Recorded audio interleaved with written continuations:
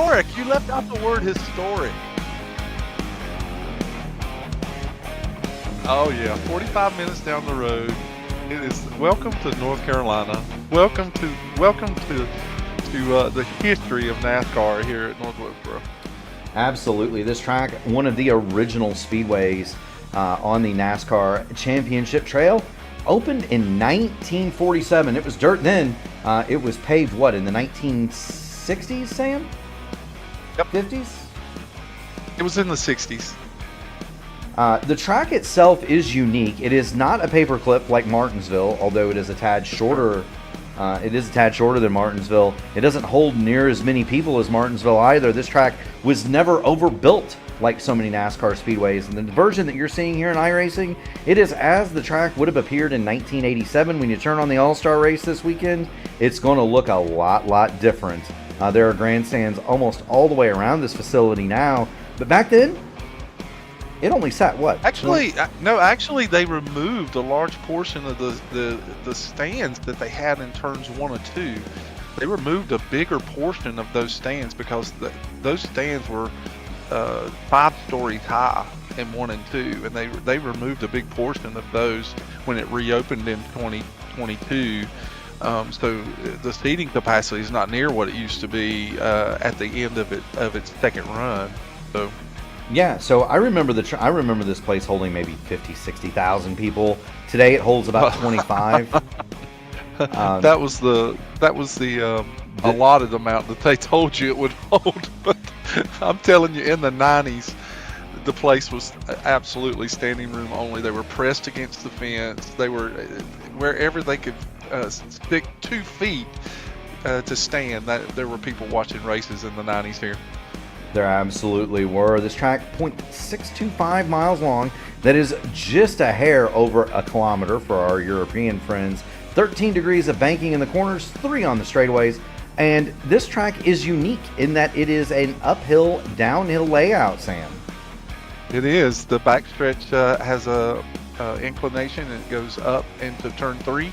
And then you balance that out by coming down the front stretch, and as you enter turn 1, it's very unique in how it's laid out. The thing about this particular track in iRacing is that this scan that they did for this track is actually for any reparations that were made currently that they're running on this weekend.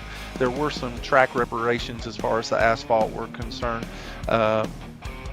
And this scan was done right after they had made the decision, after Dale Jr.'s prolific petition to get it reopened. That lasted his historic efforts. Yeah. The track that we see today. So this scan, what they did, and I'm sorry to interrupt you, but for this scan, what they did was they cleared all the weeds and all the debris out of the cracks and things that were on the track and growing up. The track had become dilapidated in some areas and grown over in some other areas. And so once they cleared out the cracks and got the debris out, then they did a scan, and eliminated a lot of the cracks, but not the bumps. Yeah, and so this track is a unique. It's a unique thing. The Speedway, as it stands now, was likely the saving of it was likely greatly influenced by that project that Sam mentioned. Dale Earnhardt Jr. came here several years back, brought some friends, some weed eaters, and some leaf blowers, and they cleared out mountains of debris that was growing in and on the track with the blessing of Marcus Smith, who's the head of SMI that owns the Speedway now. Marcus was there to help. Marcus actually helped. Yeah, they had, and if you go look at the pictures of it online, it is an amazing thing. You can see piles of debris, human high, 5-6 feet high, in the infield from where they cleaned the thing out, and it was astronomical what they did. Yeah, and so iRacing scanned it. It was a hit.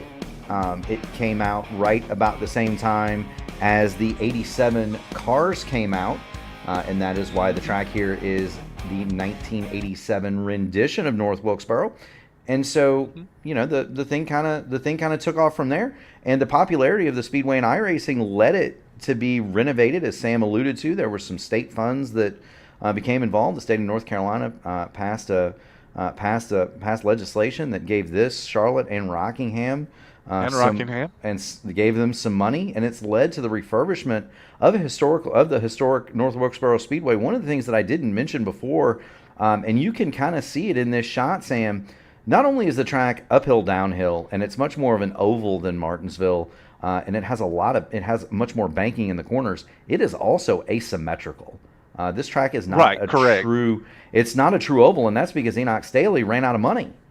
So he didn't.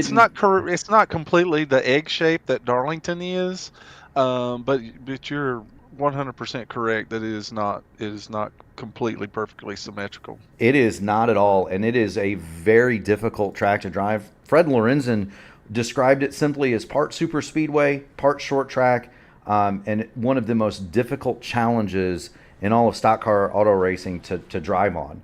And a lot of those older veterans from the 60s and 70s, very sad to have seen this place go.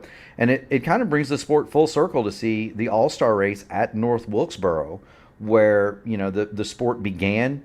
It went away due to the cookie cutter tracks that were built in the 90s and the early 2000s. And now the cookie cutter tracks, they're losing dates. They're trying to find ways to reconfigure those, a la Texas. And places like North Wilkesboro and Rockingham, they're coming back. And so that's a great thing for old school fans to see, and it's a great thing for the sport. We have a couple of minutes left before we get to qualifying. Do want to kind of go over the rule set for tonight. The stages are 70 and 140 laps, Sam, 250 laps in total. We're going to have 5 sets of tires, including one on the car, so they'll have 4 lane on pit lane. James Hodgson and Kyle Heath are the past pole winners here. Klaus Williams and Austin Hund are the past race winners. And when you talk about points right now in the AMA, you can't start that discussion without mentioning the name Ryan O'Donoghue. He is the points leader. Chuck Sweeting is second on points. Winners in the series: Chad Dulabon, Kendall Paul, Chad Winstead, Mike George, Justin Osterman, Austin Hund, Tanner Hacker.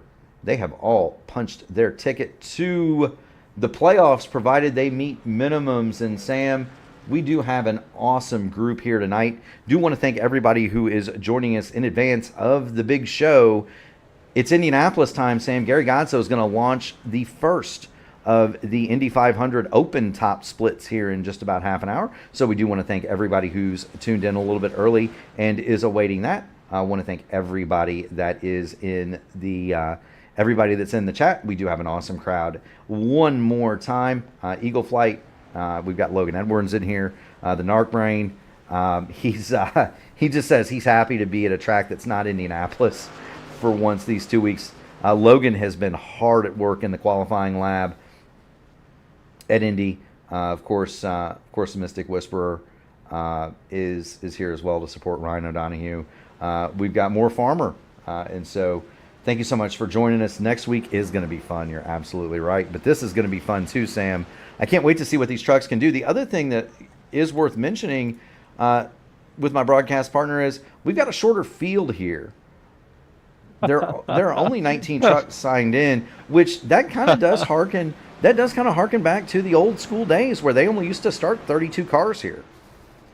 Well, not just a smaller field because of the pit capacity on pit lane, but also just the primary concerns of the drivers back in those days.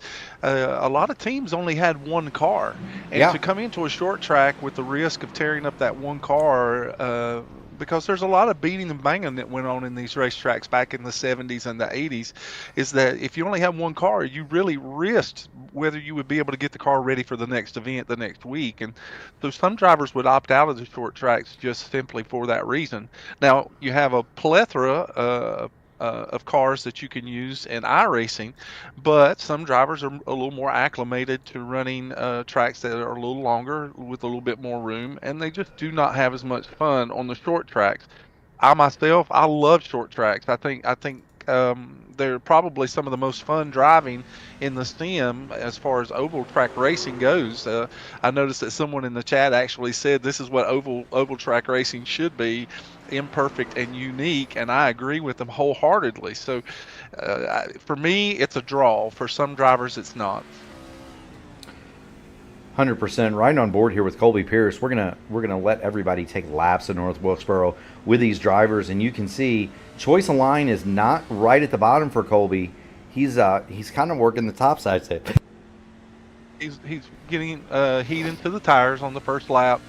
I noticed that the track temp right now, full sun, we're looking at 102-degree track temperature, and this track can get a little slippery and abrasive to the tires, so you want to get heat into them kind of quick. And then your fast lap, you only get one, so you just want to make sure that you get enough heat in the tires that you can take full advantage of that of those tires on that one lap.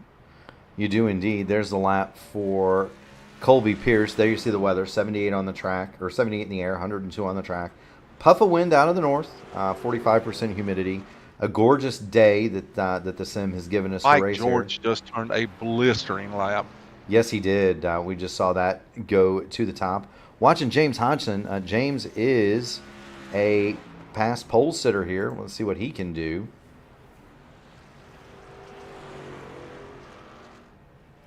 Of course, we've got Christian Light joining us in the chat. Watching James work his run. I'm kind of interested to see, and I'm kind of waiting on him, Justin Osterman to turn a lap. That should be a fun one to watch. While we do that, let's get on board Billy Elwell.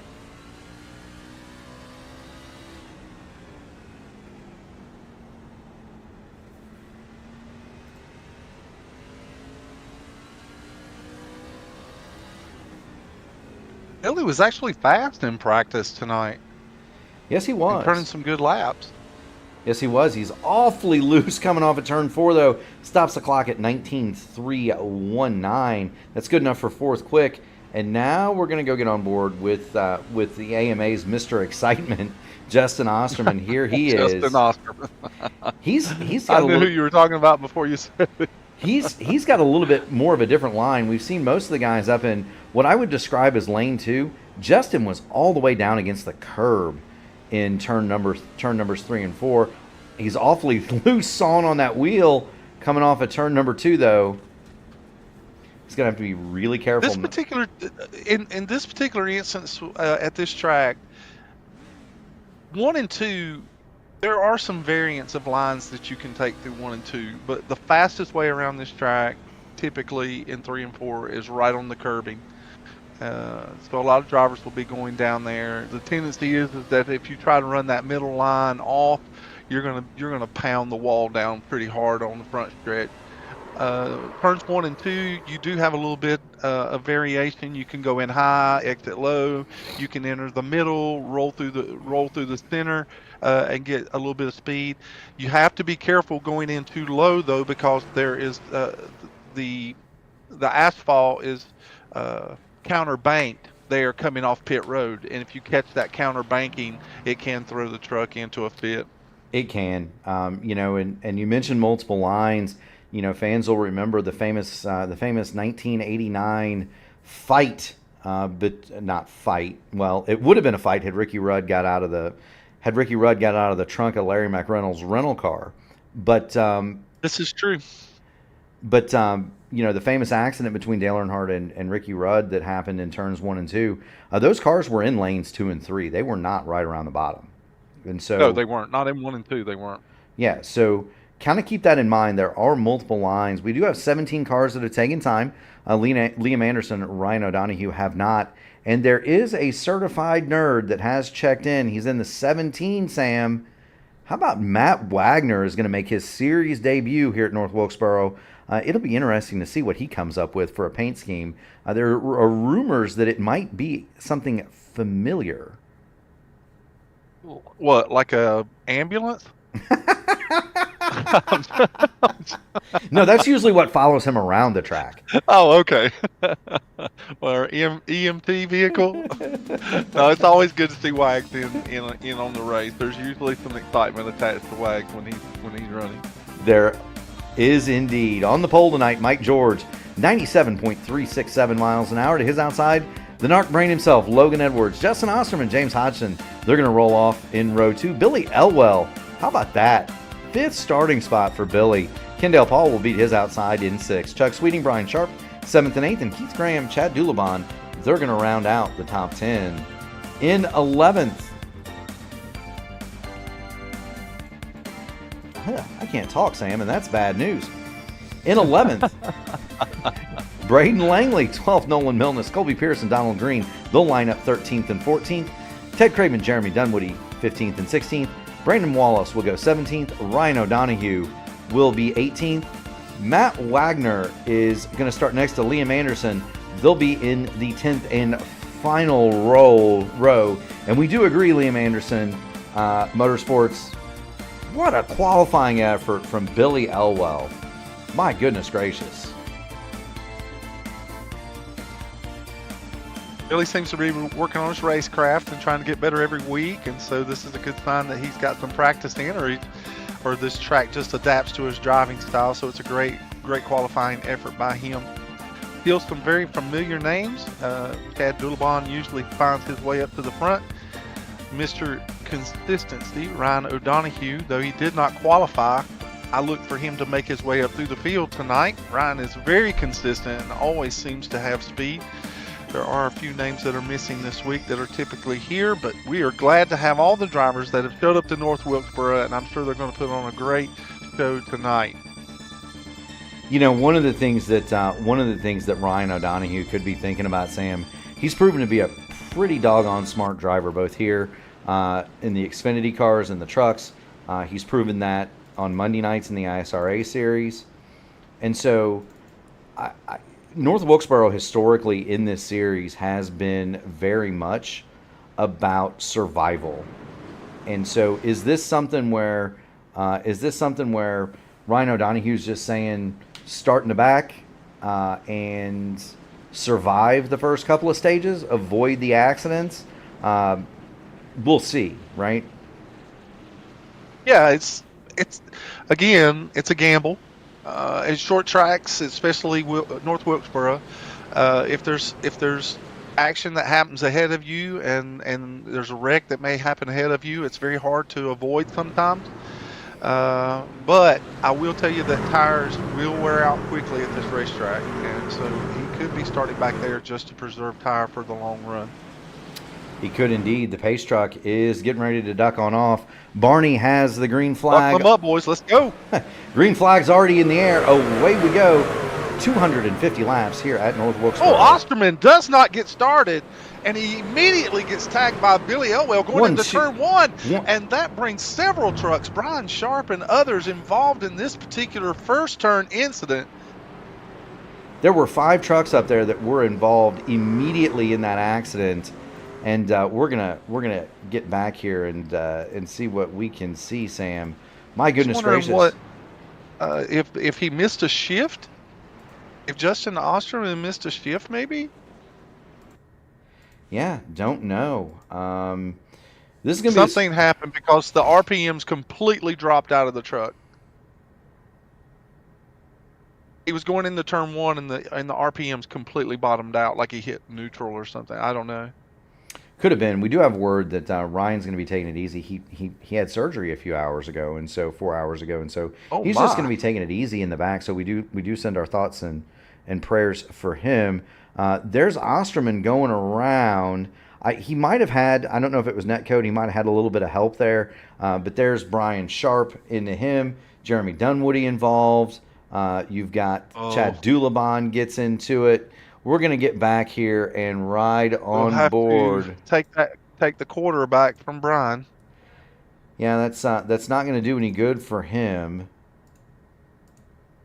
We're going to ride on board. We'll show you what Brian Sharp sees here as we are already under yellow. 4 laps complete out of 250 here at... Not even one complete lap. That's very surprising. No, now he's following behind Kendall Paul, and I think Kendall is going to get a piece of this too. You're going to see Chad Dulabon. He is 2 trucks up on the left-hand side. He goes into turn number 1. I had thought that maybe Billy Elwell touched him, but I don't necessarily know that. Well, there it is, and I don't think that that's Billy's fault. I think you're right. Somehow Osterman selected neutral. There's the contact. Kendall Paul sneaks by, and unfortunately... Watch out for that tree. George. George of the jungle, strong as he can be. Unfortunate for Brian Sharp, he is already involved in an accident here. Donald Green does have a black flag, and I'm showing that Billy Elwell also has a black flag, so we'll keep an eye on that, Sam. Yeah, Donald Green is trying to work with the administrators right now. He's talking with them in the server as we're about to go back under the green. Yes, we are. Barney's got the green flag out. We'll try this ×2.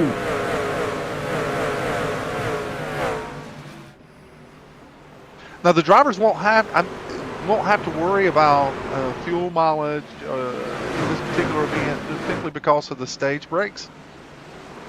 And with 4 extra sets of tires in the pit area, they, by all practical means, will not. Oh, Billy Elwell's going into the pits after a great qualifying effort by Billy Elwell. He's going into the pit area. Yeah, it's he's shown with a black flag. Donald Green also has the black flag.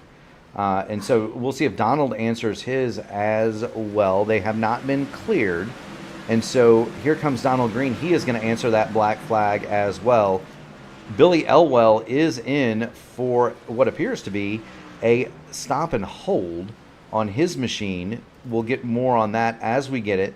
These are your front 2. You've got Mike George and the Narc Brain, Logan Edwards as your front 2. Looking back in the field, here's where the Hornet's Nest is. You've got Braden Langley, Keith Graham, Colby Pierce, and then behind them, Justin Osterman trying to work his way up. He restarted this thing 20th. He's already up to 11th. He's got Liam Anderson behind him. One of the things that I do want to point out is that on the back of Liam's tailgate, there is a logo, and we're going to jump on board of Nolan Milnes so that we can read that. It is a saying called Jackson Strong, and Jackson Strong is a 5-year-old out of. And now Liam spins down the front stretch. Caution is on the Speedway. The inside retaining wall. The back of the truck just broke loose, and he spins immediately down the front stretch and collects the front nose of his truck into the inside retaining wall there as he was racing with Justin Osterman. We got to stop talking about people, Sam, because we were just talking that he was honoring the broadcaster's curse. Yeah, he was honoring a 5-year-old, and he caught that lip of pit road just like you described, and that'll turn you loose sure as it can do. Liam caught on the bottom, and he just lights up the rear tires, turns them around right into the inside wall. But honoring a 5-year-old with leukemia is Liam Anderson, and unfortunately, he's going to collect a piece of the fence in the Krause Auto Body machine for Liam Anderson Motorsports, and we are under caution one more time. Donald Green is still on pit road. Billy Elwell is out. Chad Dulabon and Jeremy Dunwoody. That's very curious as why Billy Elwell is out. Yeah, I don't know if there was a black flag on the start, Sam, or what happened there. We'll see if we get some word from the officials, if possible. Right. Meanwhile, it's a long way. There are sure to be some cautions, and there are sure to be some lucky dogs that are issued here tonight, Sam. So I'm not too worried about Billy, but there he is. Run along in 19th. Well, He's 3 laps down. Anytime you have short track racing, there is the capacity for having quite a few caution periods. I have known that racing here at North Wilkesboro can turn into long green flag runs. I've been a part of those races. I've won my fair share of races here under long green flag conditions, but also very tight and very racy conditions where drivers are really pushing hard to make up positions. So it can go either way. It most certainly can. Short track races. Yeah, it most certainly can. Do want to thank everybody for joining us, and do want to call out the series sponsor, of course, Archway Industrial Coatings. They are they're a St. Louis-based floor company that have been getting the job done for years. They do epoxy and urethane flooring solutions that withstand the test of time, all while meeting their customers' installation schedules and budgets. They're committed to doing the right thing and the highest quality work at the lowest possible cost every time. Get ready to floor it with Archway. That's https:// archwaycoatings.com. And Sam, we better get away from reading the commercials here pretty quick because the green flag is just about ready to come back out. Barney has it. Mike George hits the loud pedal. We're under green one more time here at North Wilkesboro as they all funnel down into that turns number 1 and 2. We see Billy Elwell and Donald Green are back on the racetrack, but both drivers are multiple laps down. 3 for Billy Elwell, 5 for Donald Green. They are indeed. Now again, we anticipate multiple cautions here, and so if they can avoid being the cause of the caution, there's Donald Green. Donald Green gets loose as he goes through 1 and 2, but he saves it. Yes, he did. Great piece of driving from Donald Green. He does save the automobile. Meanwhile, the fight is, guess who is involved in this? You've got Colby Pierce on the top up there. We're in the blimp because that's about the best way. And Braden Langley is sliding. He's around toward the grass. He's going to impact the inside wall. Let's see if this will bring out one of those cautions. That will not bring out a caution. It does not. Not bring out a caution. It does not. We keep going. And they've mercifully... Once the truck gets off the racing surface down in that grassy area, that usually does not constitute a caution here at this racetrack. It most certainly does not. And so we have now got more or less single file. We're going to get in the Mike Rigney seat here, and you can see it around this speedway. There are very few battles for position. Once you get green flag action here, Sam, then it can remain this way, and then drivers will. This is, in some regards, North Wilkesboro is like Darlington or Rockingham, where you have to pay close attention because you're racing the track as much as you are the other drivers around you. As the conditions of the tires change over the course of a run, you have to pay close attention to that. Oh, and we have another caution on the speedway. Let's see who we got. Ryan O'Donohue, no. I see Brian Sharp going slowly again through 1 and 2. And there are some wrinkles on the 125. And that looks like who brought out our caution. Brian Sharp loses the back of the truck going into turn 1 and then catches the outside retaining wall. He gathers it back up and gets it back under power. And that will be the cause of our caution here. So we've already taken away his quarter, and now he's going to owe us a quarter. There he is. He just lost. It looked like he got too deep on the brakes, locked him up, shoots him around. He's going to get in the side of Matt Wagner. No damage likely on that 17, but unfortunately... Watch out for that tree! George of the jungle, strong as he can be. Oh, and he gets the extended play. He does. It's unfortunate for Brian that he is... We're under caution here one more time. That's going... Ryan O'Donohue has brought his truck to pit lane. He's been there now 18 seconds under repair, and there he goes. Well, he hit the nose of the truck in the outside wall, so that could be considerable damage. It could be. Now we're going to see Matty Wagner. He's going to pull off in the Valvoline number 17 Toyota. He's going to pull off here and see if he needs to affect repair. He took a pretty nice dent in the door, 4.2 seconds on the pit lane for Wags. So just a little bit of damage, not too bad there for cosmetic. It didn't get to the tires or anything like that, so it's mostly cosmetic for Matt Wagner. Yeah, and my guess, hello Nolan. Thank you so much for checking in to the P1 Broadcasting Channel. You're watching the Archway Industrial Coatings Truck Series for the American Motorsports Association, live right now from North Wilkesboro, under caution, 24 laps of 250. If you are tuning in a little bit early for the 9 o'clock broadcast of the opening round, the opening top split of Indianapolis 500 week, we definitely do appreciate you. Gary Godsell will be going live with that one in about 10 minutes. We do anticipate quite a bit of fun here for the next couple hours here at Wilkesboro, though. We've got 20 trucks on the track. Everybody is still involved in the race. Pace truck is going to come right off the speedway here down the pit lane, and Sam, Mike George is going to lead them away one more time. Brian Sharp still on the pit lane as we get ready to go to green flag. There we go. Now this is the best opportunity to make passes. Once they get single file, it can be awfully difficult. To make a pass. And Keith Graham, Pig Craven way up the racetrack in 3 and 4. We do. We're watching Colby Pierce and Keith Graham. They're having it out for 6th and 7th. Meanwhile, we've got a battle up front. Chuck Sweeting is on the outside of James Hodgson, and they're looking at, both of them seem to be looking at Logan Edwards. I do want to ask you, Sam, what is your preferred line? What is your preferred line here to make a pass? Is it you want to do it on the top, you want to do it on the bottom? To make a pass, typically, well, my preferred line for just to race the track itself is I like to do middle entry in one and then work a low exit if I can, just to get as little input to the wheel up. And as I'm speaking, we get another caution on the racetrack. Nah, well, we do indeed.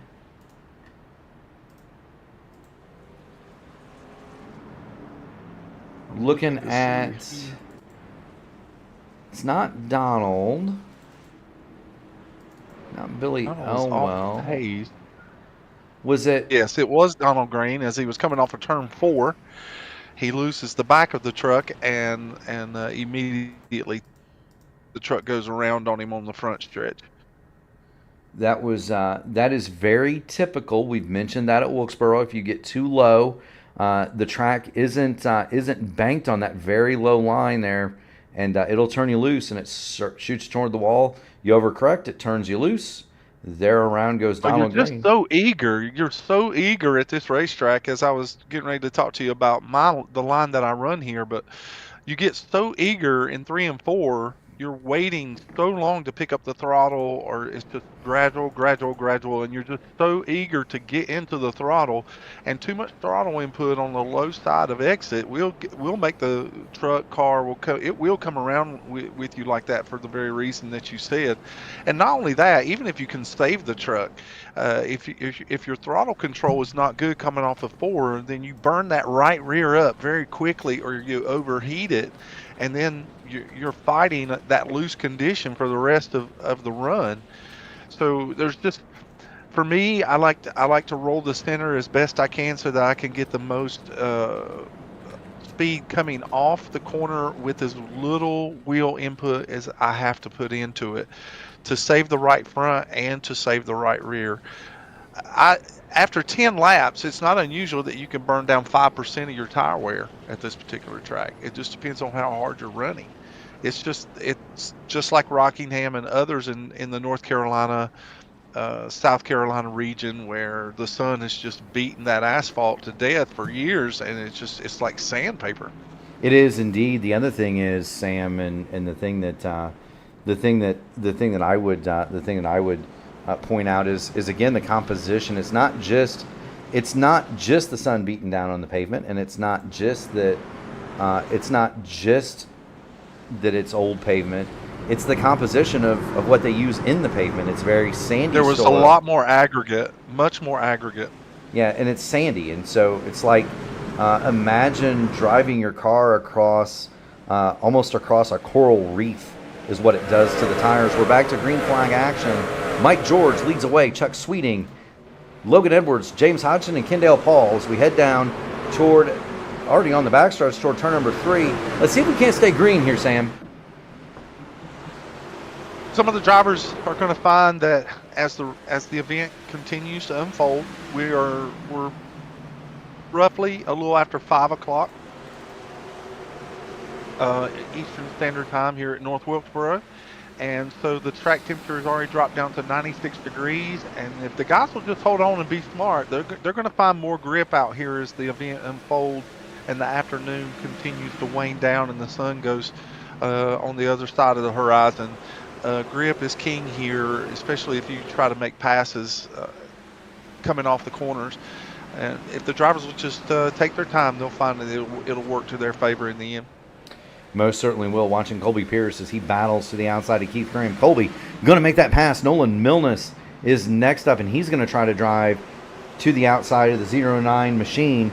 We're watching. This is a battle for 7th and 8th, and they've got Brandon Wallace in close attendance. He pulls up on the tailgate of Keith Graham, looking to see if he can break into the top 10. But you were kind of right, Sam. That outside line, at least early in the run, does seem to prevail. especially through 1 and 2, because you can roll the center so much better. Um, on entry, if you go in too low on your entry in 1 and 2, what's going to happen is depending on your braking, you begin to the inertia of the truck wants to go up the racetrack, and what that does is causes tire wear. You're sliding the truck up into the center. Now, some tracks like Dover, there's enough grip where you can dime in the corner like that. But North Wilkesboro is a little more brutal on tires if you try to do that. If you drive in too deep and the truck wants to roll up through the center in 1 and 2, you really lose a lot of momentum on your drive off. Whereas if you're riding the high line through 1 and 2, you can roll the center better and get more bite on your drive. Do want to highlight Matty Wagner here. The nerd has pulled it from shotgun on this restart up to 13th. He's working to the outside of Braden Langley. I thought he was going to clear that position. He did not, at least in that set of corners. But Wags has the preferred line on the outside. Keith Graham has swung his truck up to the top side now. He has been passed by Ted Craven, so the Teddy Bear has moved into 9th, and Keith Graham is going to fall under attack from Justin Osterman. And Mr. Excitement, he's going to drop to the bottom and see if he can't clear the 0-9, and he does so. Move Justin Osterman up to 10th. Keith Graham losing positions in wholesale fashion here early. We're working lap 42 at 250, and he's already dropped back to 11th, and he's under fire from Liam Anderson now. A lot of good racing here. The drivers are being very mindful if they're racing side by side. They're giving each other plenty of room, which is really smart, because if you're on the outside, you're just setting yourself up for disaster if you try to pin somebody down this early in the race. So they're giving each other plenty of room as they're trying to make these passes. Slower trucks are doing a great job of keeping it down on the bottom through 1 and 2 so that they're not hindering the advance of faster drivers. So right now, this is the racing that we were expecting from the very beginning. Indeed we are. Indeed we are. Watching this battle, Billy Elwell has made up 2 of his 3 laps. He's 1 lap down. If he can catch another caution, and we know we're going to have one in 25 laps, Sam, Billy Elwell will be back on the lead lap. He's just got to avoid the minefield here. He's 2 laps down, but he is the only truck on that lap, so he'll get at least 1 more back if he can avoid calamity for another 25 circuits, standing on his brakes not to run up the back of Keith Graham there. Everybody else on the speedway is more or less in single file. This is where the action is. It's 12th, 13th, 14th, and 15th is Jeremy Dunwoody. He's sneaking in the picture there too, Sam. Jeremy's missing his brother tonight, as Andy Dunwoody is not with us, but Jeremy is always the picture of consistency in these races, so it's always good to have Jeremy. Well, I was thinking about Billy Elwell running where he's running. He's on a lap by himself. If he just keeps the truck clean, he'll be able to make up another lap. If a caution comes out, I just hope that he doesn't decide that in this particular bee's nest he's in right now, that he thinks that he has to be racier, that he has to make a bunch of passes. If he does, he needs to make sure that they're calculated and smart, because if he makes 1 bump or 1 error when the caution comes out, he could very well lose the privilege of that lucky dog. Well, and the other thing is, you just saw Braden Langley nearly slide up in. Oh, and we got a spin. That's Ted Craven on the backstretch, and that's going to bring out front of those. That's going to bring out the caution.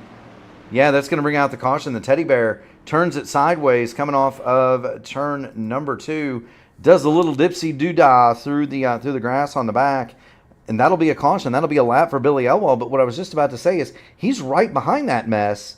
If I were Billy. Yes. I would back that thing down and just ride around here. That's exactly why I was mentioning that.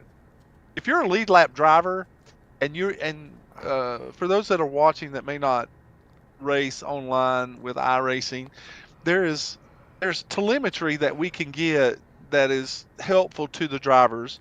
We can get telemetry on the tires. We can get telemetry on mileage. We can get air pressures, temperatures.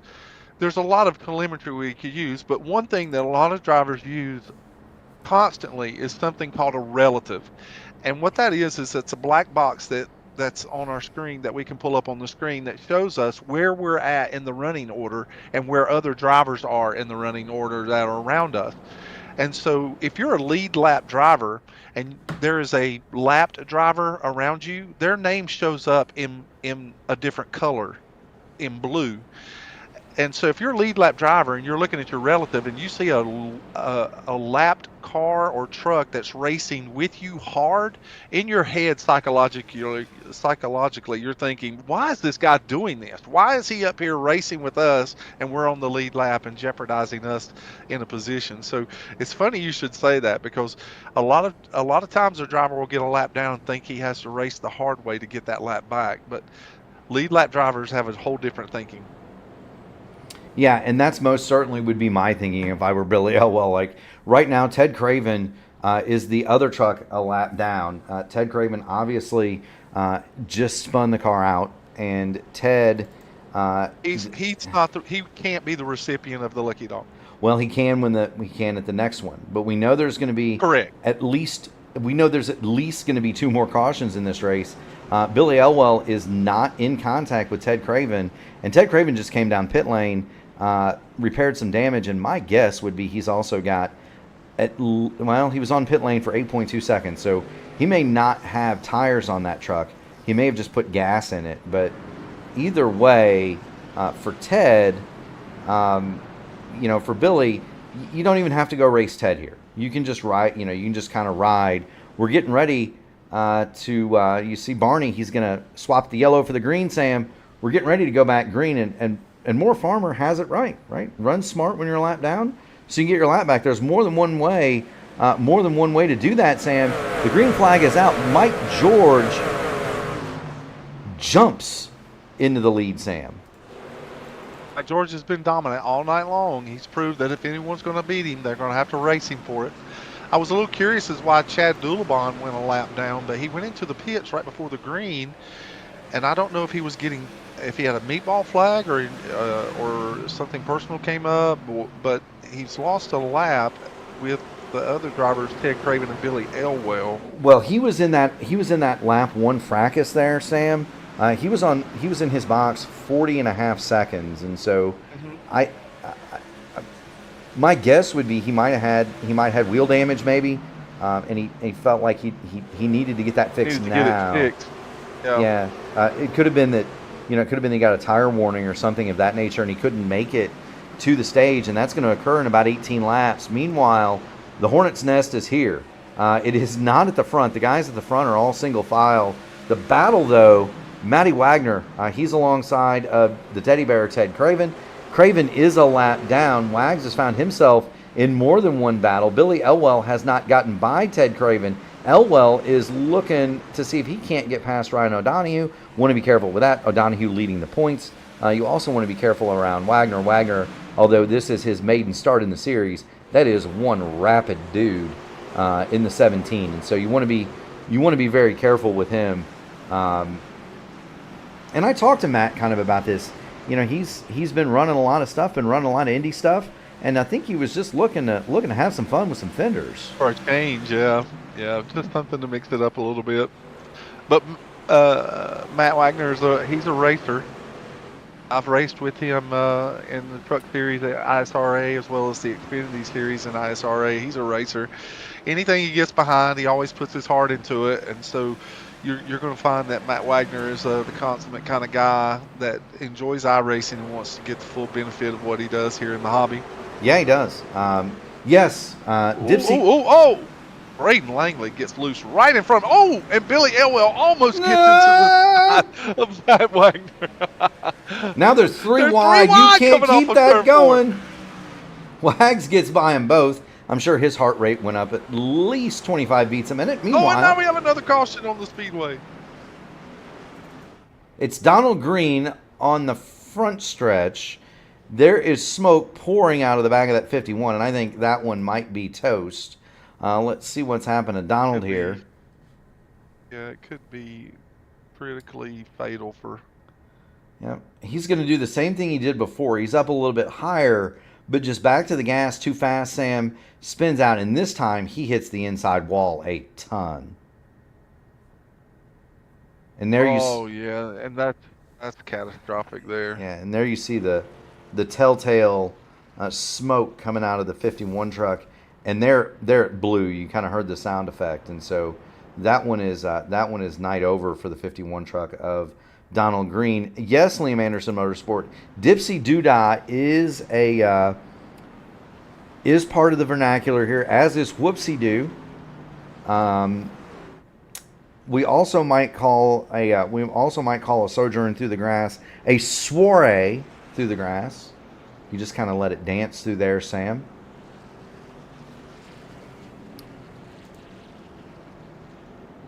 Want to thank Archway Industrial Coatings for their support. If you're looking for a epoxy or urethane flooring cover that would be over the top of concrete, give them a call. That's archwaycoatings.com. You can also see Sean Mott. He races with us part-time here in the AMA series, and so do want to thank him. Do want to thank everybody who might be joining us from or watching us from the who might be joining us in addition to the Indianapolis 500 first top split of the week. That is going on with the ensemble cast of characters over on the second stream. They've got Gary Gantz over there. They've got David, Jacob Collins, JP, Justin Petschauer, Ryan Eric King, the wonderful Wreck. Sam, I know you've raced with Ryan quite a bit. The wonderful Wreck is not the first thing that I called Ryan, although there were other adjectives before Wreck.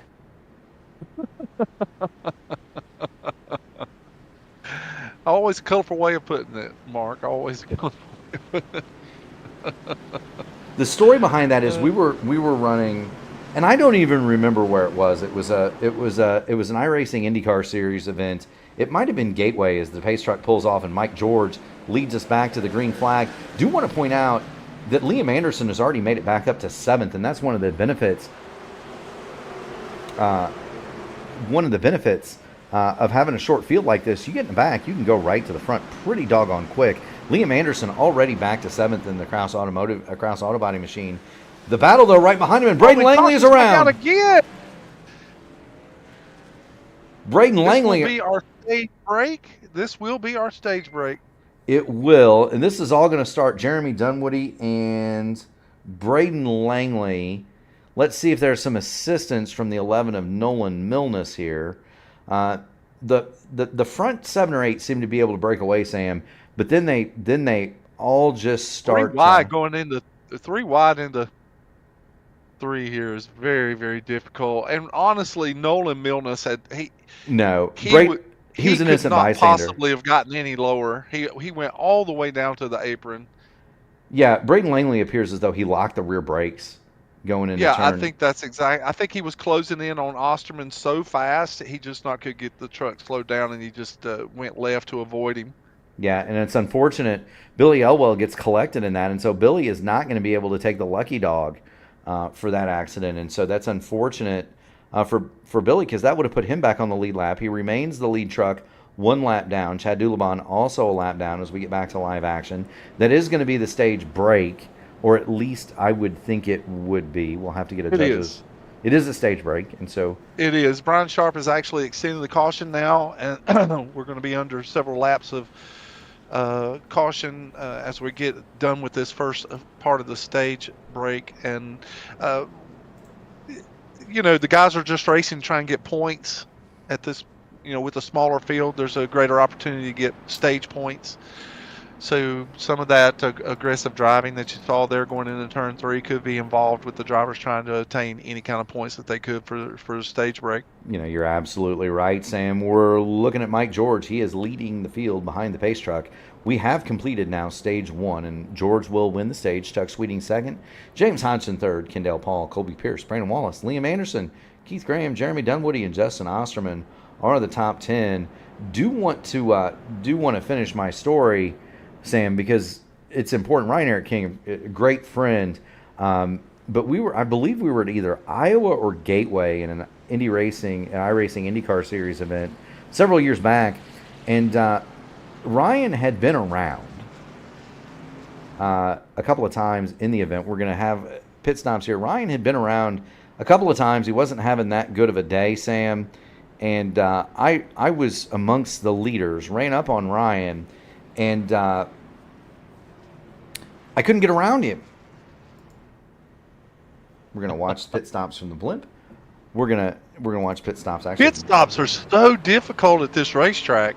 Yeah, well, I would because put it right up there with 5 flags. 5 flags is a very difficult place to have pit stops. The markings on the pit lane are not definitive. It's easy to miss your pit stall, overdrive it, come up too short. It's very narrow, especially if you're coming off. Entry is not so bad. It's plenty wide on entry, but on exit it seems like it just narrows down so much. So pit lane can be a bit of a hassle no. here at North Wilkesboro. it can, and one of the victims of that hassle is going to be Matt Wagner. He's going to be too fast on pit road. And On entry or exit? That's going to be on entry. He is serving the penalty. So that's a 40-second hold. Yeah, he's going to have to be careful not to lose. Well, he shouldn't lose a lap from that, I wouldn't think. Oh, yes. Well, Yeah, because that's a green flag penalty. So when they go into green. Oh, that's right. He's going to have to come in and serve it under green. You're right. Yep. Donald Green said, So I don't want to be on comms with Matt Wagner right now. You know, I love Matty. He and I and Mark Cohn formed the Trioca of the reformed LC Motorsports team in the Dark Horse CW12 series. We all run our own colors, but we all run that series as teammates, and he's such a fun guy, and he's had a lot of bad luck recently, and he's passionate too. He's passionate too, and I'd love to see him just find some good luck for a change. Poor Matty. We're gonna have the green flag come back out. Oh, and now we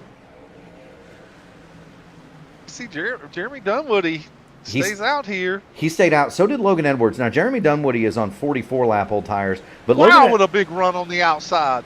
Yeah, Logan Edwards and Nolan Milnes though, they pitted under the caution before the caution that brought out the stage break, and so that was deliberate to get them track position. Mike George looking to power around the outside of Milnes. He'll take second, but Logan Edwards is fast. Logan Edwards started this race in second, Sam. Mike George might have a little bit more of an issue getting by Logan Edwards than he did Nolan Milnes here. If he utilizes those fresh tires within the first 5 laps, it may not be too hard.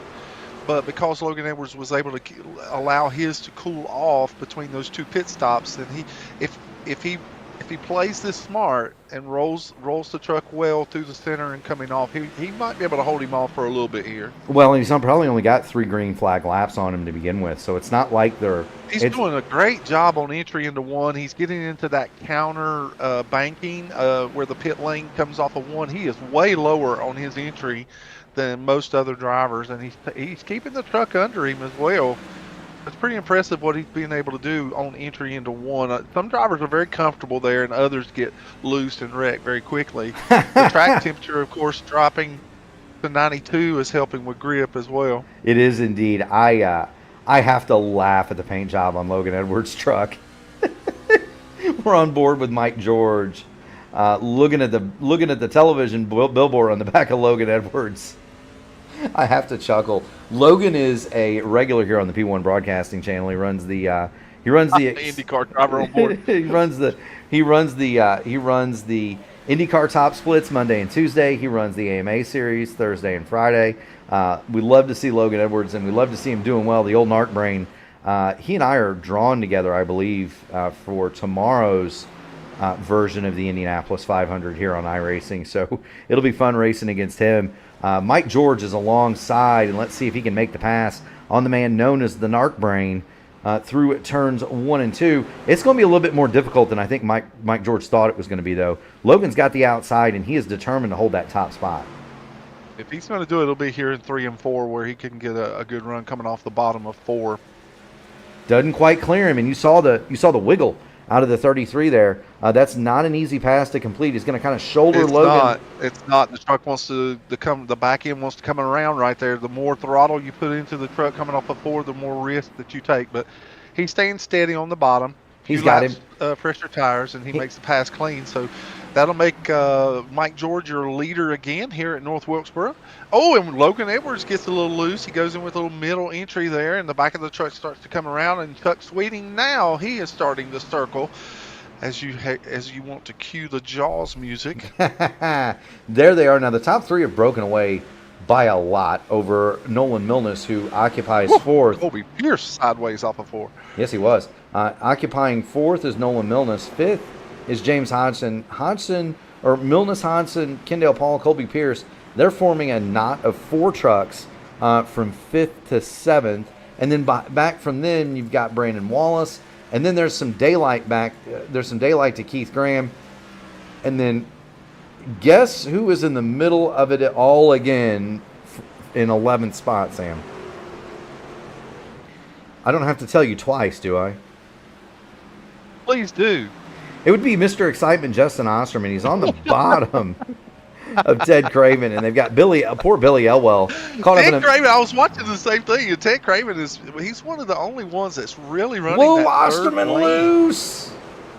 Ted Craven actually came, when you were telling me the first time, Ted Craven actually came on the comms and was telling Justin to go ahead and take the bottom and get around him, but Justin was trying to tell him he had a handful of truck, and he couldn't get around him, so it's interesting to see how Ted Craven's making that top line work, even though he's trying to be respectful of the drivers behind him. He is. Billy Elwell is behind Ted Craven. Elwell bidding to be the first man 1 lap down, and he's got about half a second back to Chad Dulabon. So he has got that done handsomely. Oh, and Osterman almost gets into the side of Craven. And there goes He Osterman. loses the back again. Billy Elwell tags the wall trying to save avoid by him. Yeah. Now Elwell he's got to be careful because he's in that spot where he gets his lucky dog spot. Yeah.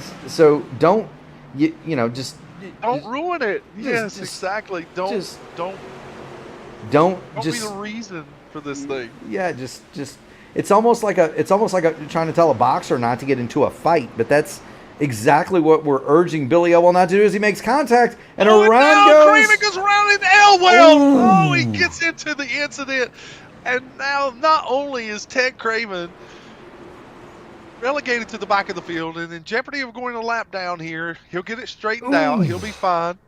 But Billy Elwell gets caught up in it and loses his lucky dog opportunity. He does indeed. Let's go back and see what Billy Elwell saw. Looking at the back of the teddy bear, Ted Craven, in the Storm Tracker 78 machine. There's Craven. He lights up the rear tires coming off of 4, as we've seen so many times. The lowest that I've seen Ted Craven coming off that corner the whole race. And there's just poor Billy. I mean, he has nowhere to go. He's already on the bottom. The truck's sideways in front of him, and there's just nothing he can do.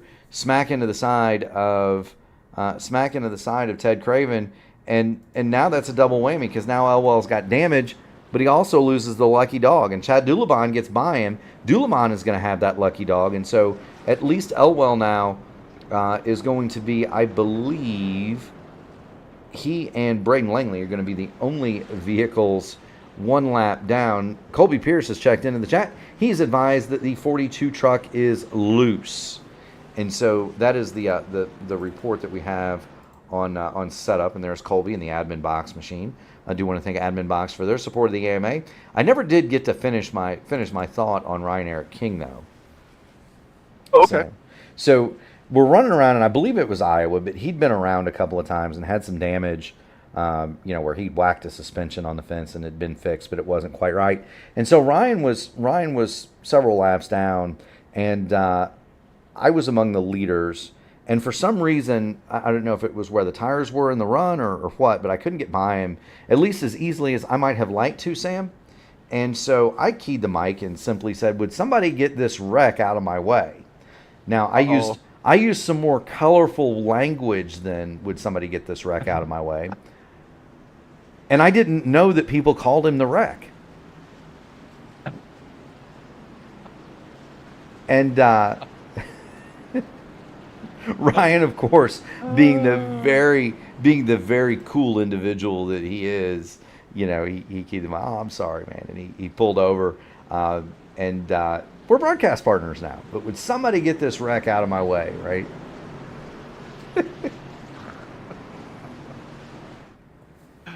Well, open mouth, insert foot, right? That's right. Back to green flag There's action. probably been a lot of instances where that's happened for a lot of drivers here on iRacing.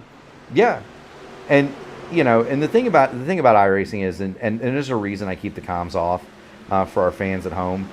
They don't need to hear the in the heat of the moment guys jawing back and forth. That's not something that we want to show here at P1. If you want to hear radioactive, you can go watch Drivers Streams. Nolan Milnes is around. Milnes backs the truck hard into the wall. He's gonna get tagged. It appears by Jeremy Dunwoody and Ted Craven have to stop to avoid making contact here. Yeah, he got tagged, I believe, by Brandon Wallace. We'll show the replay here. But that truck was going around for Nolan Milnes just on entry. Sam, is this a situation where these guys may need to move the brake bias a little bit to kind of help with? Well, that's a great observation, because one of the few adjustments that drivers can make in these trucks is either with the steering or with the brake bias. And if you put too much brake bias in it, then what's going to happen is the back of the truck wants to come around as you apply the brake on entry. And some of these drivers, most of our spins have been actually just a loose condition, but we saw Hodgson really kind of just come down and kind of squeeze Nolan a little bit, and they were racing door to door going into one. And I think that contact was more, in this particular instance, the precipitator of Nolan Milnes' spin under these conditions. I don't think that brake bias had anything to do with it under this circumstance. They were just racing hard into one and trying to take up the same space there. I have a report, Sam. The 67 of Billy Elwell has been waved by the pace car. At long last, he gets his lap back and gives the turn 2 wall a celebratory slap there. But Billy Elwell back on the lead lap in the 67. The fenders are bent on that truck for sure, but he is back. He is back on the lead lap, and so good for Billy. He qualified 5th quick. We know there is speed in that 67. Yeah, we know there's speed there. If he can get that thing repaired, if it's driving bad, we're going to have some more cautions here. It's not out of the realms of possibility that Billy Elwell could wind up with a decent finish yet here. We're looking at Mike George, though. He is the leader. He has been the dominant truck. So Mike George, your leader, Premier Racing Setups on the side of that car. Chuck Sweeting in the unsponssored Hesketh Purple Special. He is 2nd.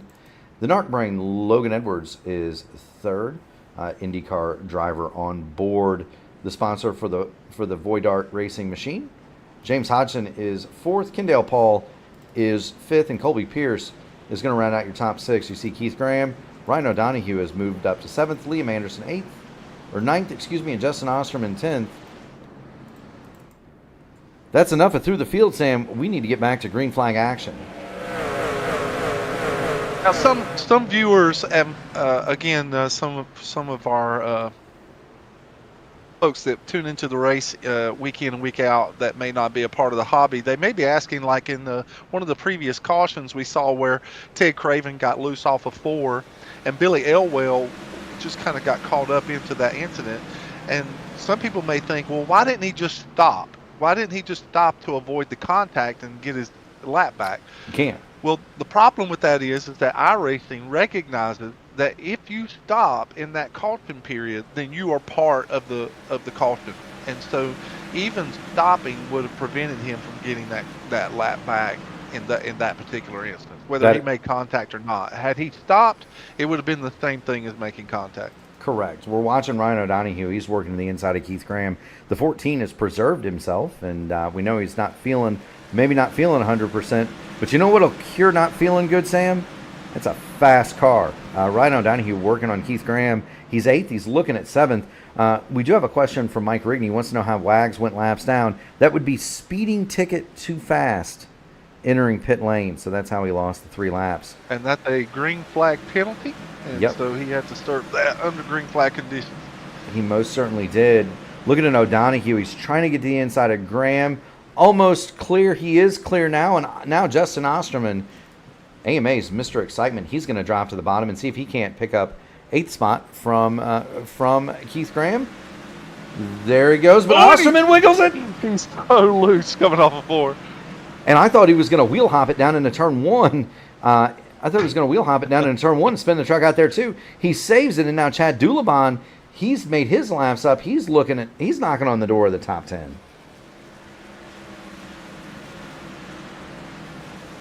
The temptation is so big to want to just get into the throttle and drive off of turn 4 so hard, but the back tires are just screaming at you and saying, "Don't do this, don't do this." It's such a catch-22 when you're really wanting to make up ground and want to make those passes. It is indeed. Let's check back into the front. Mike George, he has pulled off a nearly 0.7 of a second lead over Chuck Sweeting, and there's the shot out of the back of the Mike George number 33 machine for Premier Racing Setups. He is your leader. He has been the dominant truck tonight. The next stage break, in case anybody's wondering, is lap 100. And it is lap 150? 140. I wanted to say 140, and I just couldn't get it out of my mouth, Sam. So 140. Mike Rigney says he missed Wag speeding on pit road. That would be the first thing that Mike Rigney has missed in 2 decades. He doesn't miss much. No, he You're does exactly not. Right. He does not. So there's Mike George. He's leading this. He's leading the event. Chuck Sweeting in the purple people leader, trying to chase him down. There are 2 purple trucks because Logan Edwards in the 49 also has a purple machine. He runs 3rd. And the racing now is more or less settled down. The nearest battle is back here. That's Brian Sharp. He is many laps down in 19. Brandon Wallace, Liam Anderson are side by side as they're coming off of 4.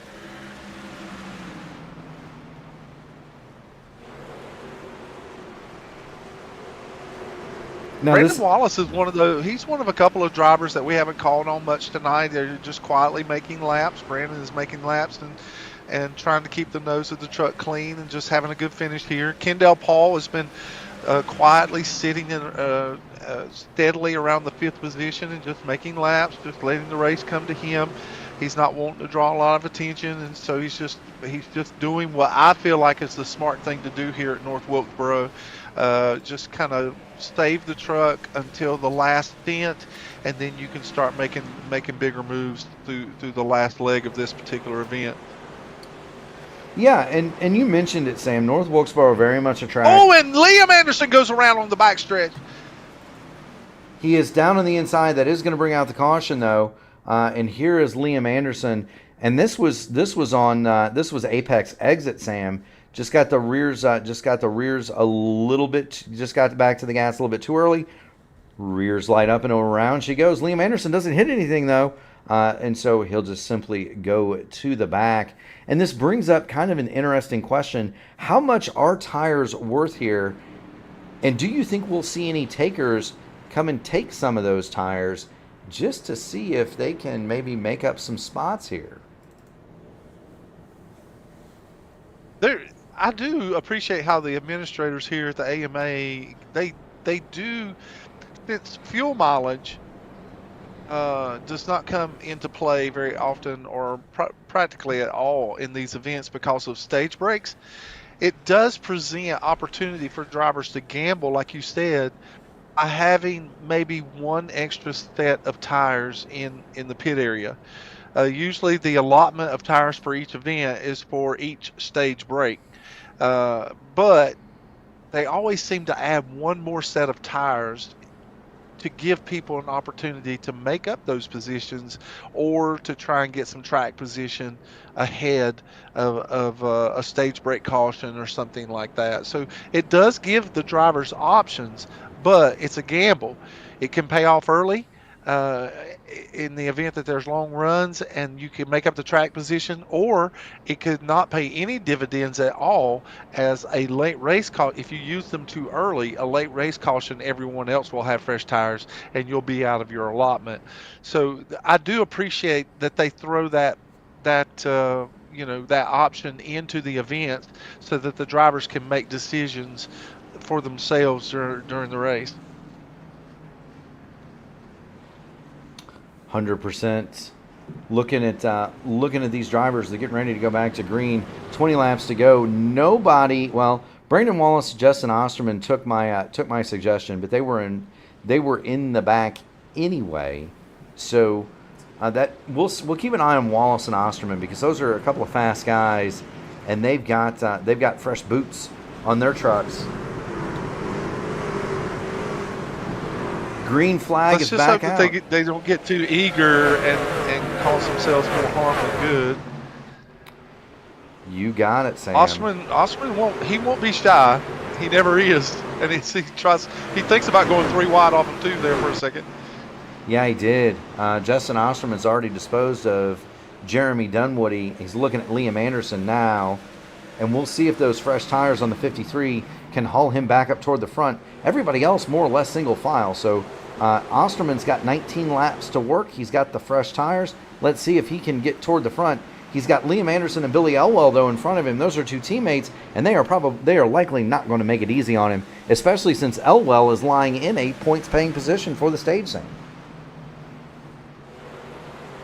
Seems like even with fresher tires, if the truck in front of you is running the same line that you want to run, it can be perplexing that you want to get the most out of those tires, because over a period of time they will. Liam Anderson gets loose in front of Justin Osterman, and again he spins out on the front stretch. Yeah, same kind of a thing. There was no contact there, at least at the beginning of this Liam, spin. Again, just lost the back of the truck, just really pushing as hard as he can go, and loses the back of the truck. Yes, he did, and he's going to make... Justin does get a piece of that. He does get a little bit of front-end damage from that particular incident. He did. Liam Anderson, as you see it, not much damage on the side of the 18 machine, or 8 as it's numbered in the scoring pylon, and that's just a painting error. We are under caution one more time, lap 124 of 250. Remember, there is a stage break at lap 140, and then we'll go 110 to the end. Sam, do want to thank all of want to thank our Cancer Society. No, I'm sorry. We do want to thank Hall's Cough Drops for their sponsorship of this evening's event. It has been an interesting week in the Murphy household, Sam. It's in northern Indiana here the last couple 3 days. It got hot. Normally it does not. We don't start seeing summer temperatures until the actual start of summer in June, but it started getting hot for like a 3-day period, and we went to flip on the air conditioner, and the AC did not work. Just did not kick on, and so the nearest that we could get somebody out to look at it was today. And the backstory on that is that our home was built in the 1920s, and so when air conditioning was fitted to the home retroactively, of course, the previous owners installed what is basically an industrial HVAC system. I've been told that it would heat and cool a space 4 or 5 times the size of our house, and it has all of the accompanying complications of that. And so a stick had fallen from my next door neighbor's tree, and it had fallen somehow into the air conditioning box. The fan, the high pressure fan, and there are, I guess, a bunch of fans in there, because you can't have just one fan. There are a bunch of them, but supposedly it works like a turbocharger, and one of those fans had been obstructed. It tripped a safety switch. HVAC man came out, removed panel, removed switch, removed stick, reset breaker. I have AC. But it was 95 degrees in my office earlier today. I was hot. I would say that's definitely not an office anymore. It's called a sauna. It's. I had been putting on a little weight, Sam. These last 2 days have been great for that. We're going back to green flag action. Mike George leads them away, and we're going to see a little bit more of a spirited battle here for these top positions. Logan Edwards gets through in the third. Kendall Paul right up to the door of Colby Pierce. One of the things that iRacing does not do, and I wish it did, as we watch Justin Osterman. He's clear of. Oh, he's going to get into Keith Graham. Oh, he just does keep off of him. But I'm surprised he didn't lock the tires up right there. he had gotten through Justin Osterman, had gotten through Anderson and Elwell and that crew, and now he started working on Keith Graham. Osterman has made it into the points-paying positions for the stage. Billy Elwell and Chad Dulabon, Nolan Milnes did stop under the latest caution. We know that Elwell has some damage, and so he's likely started the repair process on that. Meanwhile, we're watching Osterman. He's got the new tires. Brandon Wallace also has them. We're going to see if Osterman can get by Keith Graham. Here he goes to the inside. Oh, and Braden Langley sticks it deep in turn 3 there and almost gets into the door of Brandon Wallace. It's a lot of racing going on right here. There is indeed, Sam. Brandon Wallace to the outside. He's going to round up Braden Langley, and he's going to get 2 for the price of 1. He pulls to the outside of Keith Graham going into turn number 3. Can't quite make it stick, but Keith Graham doesn't want to light the tires up. Move Brandon Wallace into 9th spot. Justin Osterman, he's looking out the windshield, looking toward Ryan O'Donoghue. He's steadily trying to make his way back to the front in this particular instance, and he is catching Ryan O'Donoghue. And Ryan O'Donoghue did have a surgery today. He actually had a surgery on his left shoulder. He had a labral repair today at 6 o'clock, and he is driving around this racetrack tonight on his sim with one arm. I was going to say, I bet the force feedback is turned down a little bit. And he's making the comment, I'm just going to see how I can do. And, I almost have this vision of him in a convertible, just one arm laid over the top of the steering wheel and the other arm laid onto the door of the car, and he's just driving. Now he's just cruising. You say that there I hate to bring up the Dale Earnhardt Sr. thing again, but there are documented. Not documented. Heck, it's on video of him driving with the right arm on the roll bar, driving with his left hand at Wilkesboro and Martinsville. He was quite a talent. I will tell you this: his father was even more. Ralph Earnhardt was honestly a legend here in the North Carolina area, and he raced. Kobe Pierce gets loose coming up 4. But Ralph Earnhardt is just as much of a legend in North Carolina as Dale Earnhardt Sr. Yeah. In this state, Dale Earnhardt Sr. was able to progress up into the higher ranks of racing in NASCAR, but you could not go anywhere in North Carolina or South Carolina and the name Ralph Earnhardt did not command respect. And so Ralph Earnhardt was just an amazing talent. And my father and Ralph Earnhardt were friends.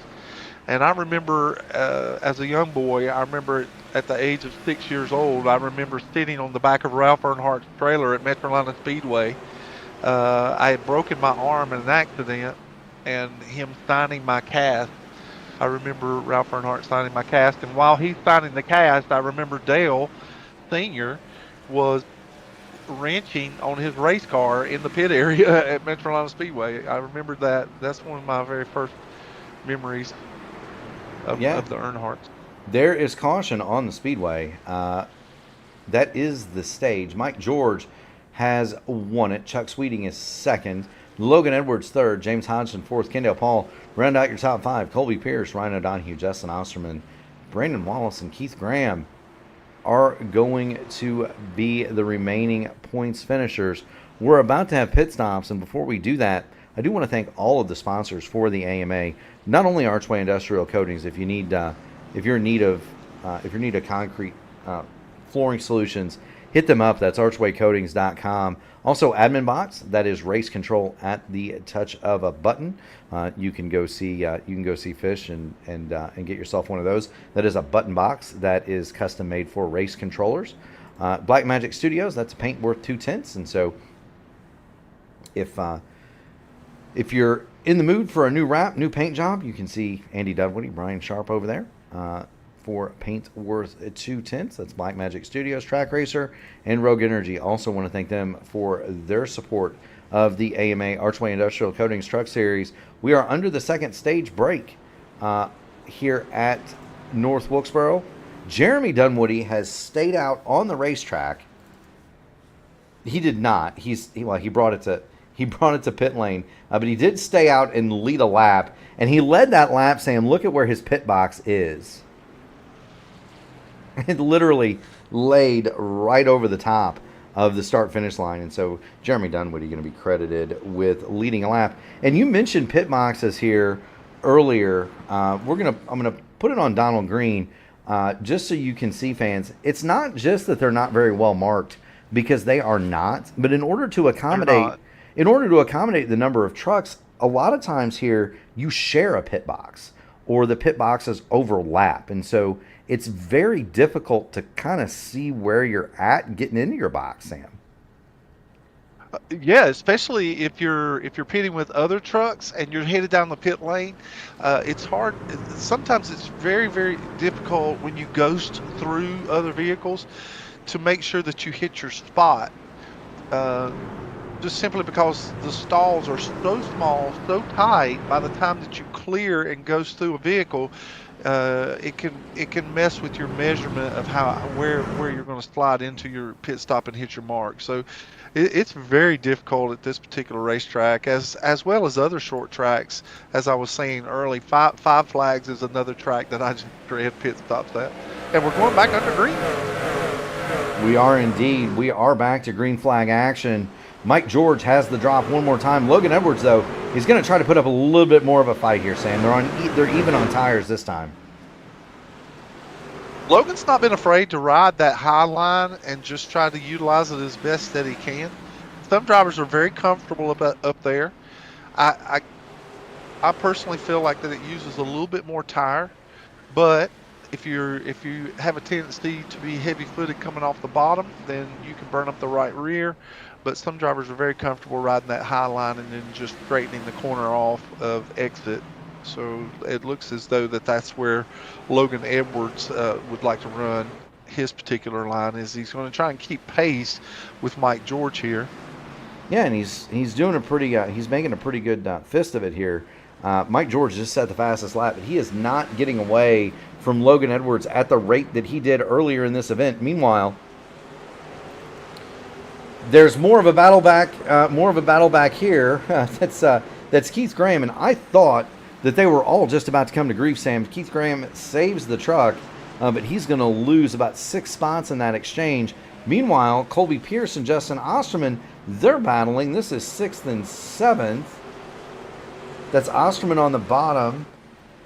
He's going to get around Colby Pierce. Colby's going to try to pull the switch back. He'll go to the bottom in turns 3 and 4.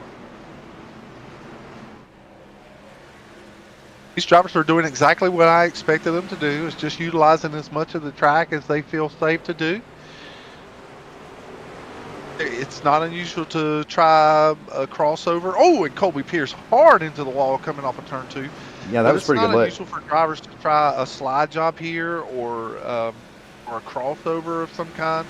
It's not unusual for them to try it. No, it's not. I've got a little taken back. We get a car in the grass. That's Jeremy Dunwoody. Don't think we're going to have caution. No caution. Let's. How did he get down there? Is the question. My guess is he lit the tires up coming off of turn 2. He got loose coming off of turn 2, and then in order to save the truck, he just nosed it right into the grass. And that's actually a really smart move. And there's Jeremy, and there, it is. There she goes around, and rather than lock it down and bring out the caution, he's going to go to the grass. He'll let the truck settle down. That lazy spin, right? And he doesn't hit anything, but as long as he stays in the grass, no caution. And there he goes in reverse, and Jeremy Dunwoody gets back going again. He is now 2 laps down.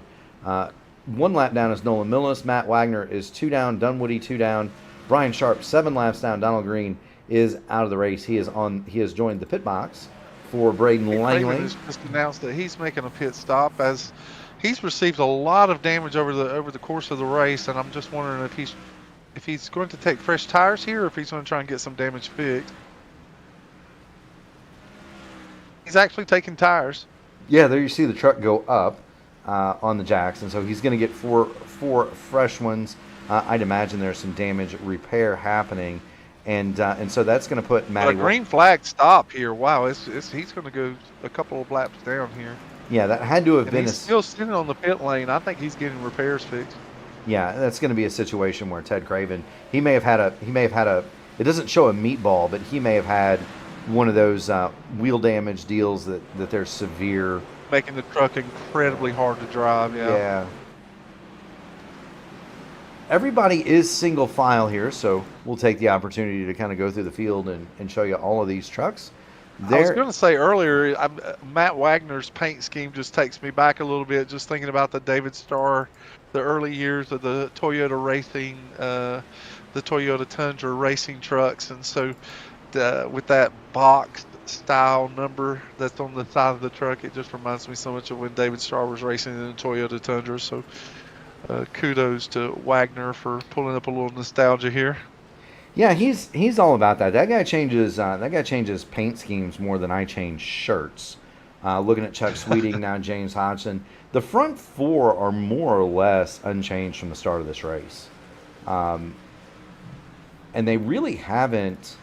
Kendall Paul's the first guy in the field that's made up a spot. He's fifth. He started sixth, and so. He's been so quiet tonight for Kendall Paul. He's just been steady and quiet. He's racing a race exactly how I would race it. I would just want to put myself in a position where I would be near the front. I would want to take care of my tires, take care of the truck, just run my race, not allow myself to get caught up in somebody else's hurry to get to the front, and just run my line, just pay close attention to what I'm doing so that I could be there at the end. And I just feel so strongly that that's what we're seeing Kendall Paul do here. Yeah, I mean, he's most assuredly racing the racetrack. Braden Langley, I think, has occupied every position on the track. There you see him in 10th. He started 11th. Osterman's not going to wait. He looks on the inside of Kendall Paul coming off a turn. Oh, he gets loose. Yeah, and so there's the battle that Sam was calling out. Justin Osterman, you're right. He's got one gear, and that's go to the front now. He can't. He's always looking ahead of the next truck. Always looking ahead. He is. You know who he reminds me of? Excuse me. Justin Osterman reminds me of Kyle Clinworth in the IndyCar series that we cover, where he's always going to go to the front. Rick Ravon is another one of those you see on Monday nights in the SRA series. They're always going to go to the front. Is certainly one of those drivers. Absolutely, yeah, I agree. He is definitely an exciting driver. We're going to go to the front. We're going to get there now, and we're going to take as much risk as we can possibly handle in order to do it. Meanwhile, Ryan O'Donoghue and Colby Pierce, they're in a battle here for 7th and 8th. He calls out a pit stop right now as we see Keith Graham come to the pit lane. Now that's interesting because we don't believe, Sam, that these trucks would have to make a green flag stop. If they pitted on the if these trucks had pitted at the last stage, at the last caution that ended the second stage, they could have. Colby Pierce is around and hard in the inside wall. Colby Pierce backwards on the front stretch. Caution is on the speedway. Oh. We were watching that one. It's another one of those. He lit the rear tires coming off of turn number 4. He didn't hit it as hard as I thought he did, but Colby is going to get that truck flipped back around, and a top 10 run for Colby Pierce comes to naught. That is going to put Nolan Milnes back on the lead lap, and it's going to save Keith Graham. And I would be willing to bet that there's one guy, and it's going to be this one, Matty Wagner. Sam, they've been under green for 25 laps. You think we might see Matty Wags come in and grab some new boots and see if he can't the hard way? See if he can't start getting back up toward the lead lap here. I doubt we've seen the end of the cautions. Well, as long as we still have, well, Nolan Milnes will he'll get his lap back here as the lucky dog candidate. Yep. Keith Graham just went 2 laps down. Matt Wagner really only has to race Keith Graham and Jeremy Dunwoody here in order to be in the lucky dog position. I don't know that I would waste a set of tires to do that unless I had 2 sets left in the pit area. He does. But even with that, he's not going to make up 2 laps in that course of time. So it's just, to me, I just wouldn't waste a set of tires. I would make sure that I put myself in a spot to win the lucky dog if the caution comes out, and that would be my main focus. Well, Wags did take advantage, and he did come in and take a set of tires, and so we would assume he's got 1 set left, unless he did not pit. It's possible. Well, no, he pitted. I was going to say, if I were him, I would have taken the wave around under the last caution and just kind of gambled. That could have been a possibility as well. But the leaders did not pit. Under the stage, they did. Under the stage, they did. Yeah, you're correct. But not under this particular instance. Yeah. Because you can get about 140 laps on a tank in these trucks. You can go about 140 laps. Now, whether the tires last that long, that's a totally different. You're doggone. You might be running on the lug nuts after 100 laps. You might have more Fred Flintstoning around if you'd been out for 140 laps at Black Wilkesboro. Box will tell you, oh, sure, you can go 140 laps, but the good years may tell you, not today, my friend. The Black Box says, today. hey, you can go another 40 laps, Hoss, and my rear end says, nope, pit now, tires. Green flag. Right. Green flag back out at Wilkesboro.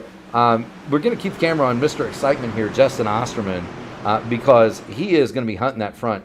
He's been trying to get around Kendall Paul for quite some time. The field sorts itself out behind this crew. But this is going to be the battle. Joseph Klein checks in. He's cheering on Nolan Milnes. Oh, they're 3 right behind them. Yes, they are.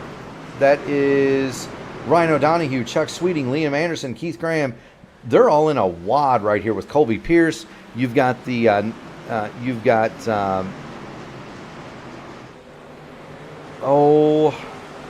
Brandon Wallace in this fight.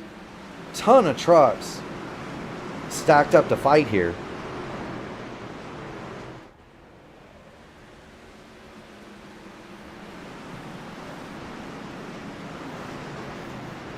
Now's the time, with 75 laps left in the event. Now's the time that you really want to try to start making up some positions. If you're around the 10th spot or so, if you can make up. Oh, Brandon Wallace gets loose in the middle of 1 and 2, and he's able to save the truck. It holds up Ryan O'Donohue a little bit, and Liam Anderson's able to get around Brandon Wallace. But usually if you're around 10th or so, if you can start gradually making your way up to the front and hope that you catch a lucky caution so that you can catch the leaders. This is a good reason why you are probably seeing Justin Osterman having such a hard time getting around Kendall Paul. Kendall Paul is now getting to the part of the race where he says, I don't want to lose this position. This is where I want to be. I want to make sure that I'm safely secure in a spot where I can work my way to the leaders. And he's not going to roll over for Justin. Oh, and Osterman gets loose again as Colby Pierce comes around the outside. Keith Graham comes around the outside. Oh, and he's loose again. That right rear is angry with Justin Osterman. Yeah, he's hooking around that bottom, Sam. And I would be willing to bet that his tire wear is probably not as good as some of the trucks around him. So agreed. Osterman is probably quick on a short run. He's probably not very quick on a long one. I'll tell you who is quick right now. That is Colby Pierce. Pierce is 1 lap down, but he's looking to get it back the hard way. He's trying to drive around the outside of Kendall Paul. Big move from Colby Pierce right here. Yes, it is, and that's separating 2 lead lap trucks that are fighting for a top 5. It's not that Colby's doing anything wrong. It's just by virtue of him being there, it kind of throws a wrench into that battle. You see him clear Keith Graham. He's going to try to go to work on Kendall Paul. Now Pierce does. We have caution on the Speedway. That's what Colby Pierce was looking for. We do indeed. Can't identify it yet. Let's see, I'm not picking it up either. was it Ted Craven? No. Wasn't Brian Sharp. May have been Keith Graham. Let's see. Oh, I don't see Keith. No. Well, he had gone 3 laps down, but that's by virtue of that pit stop. Correct. Brian Sharp. Wait. Brian Yeah, Sharp I was spins just it. seeing. Yeah, I just caught him spinning on the front stretch.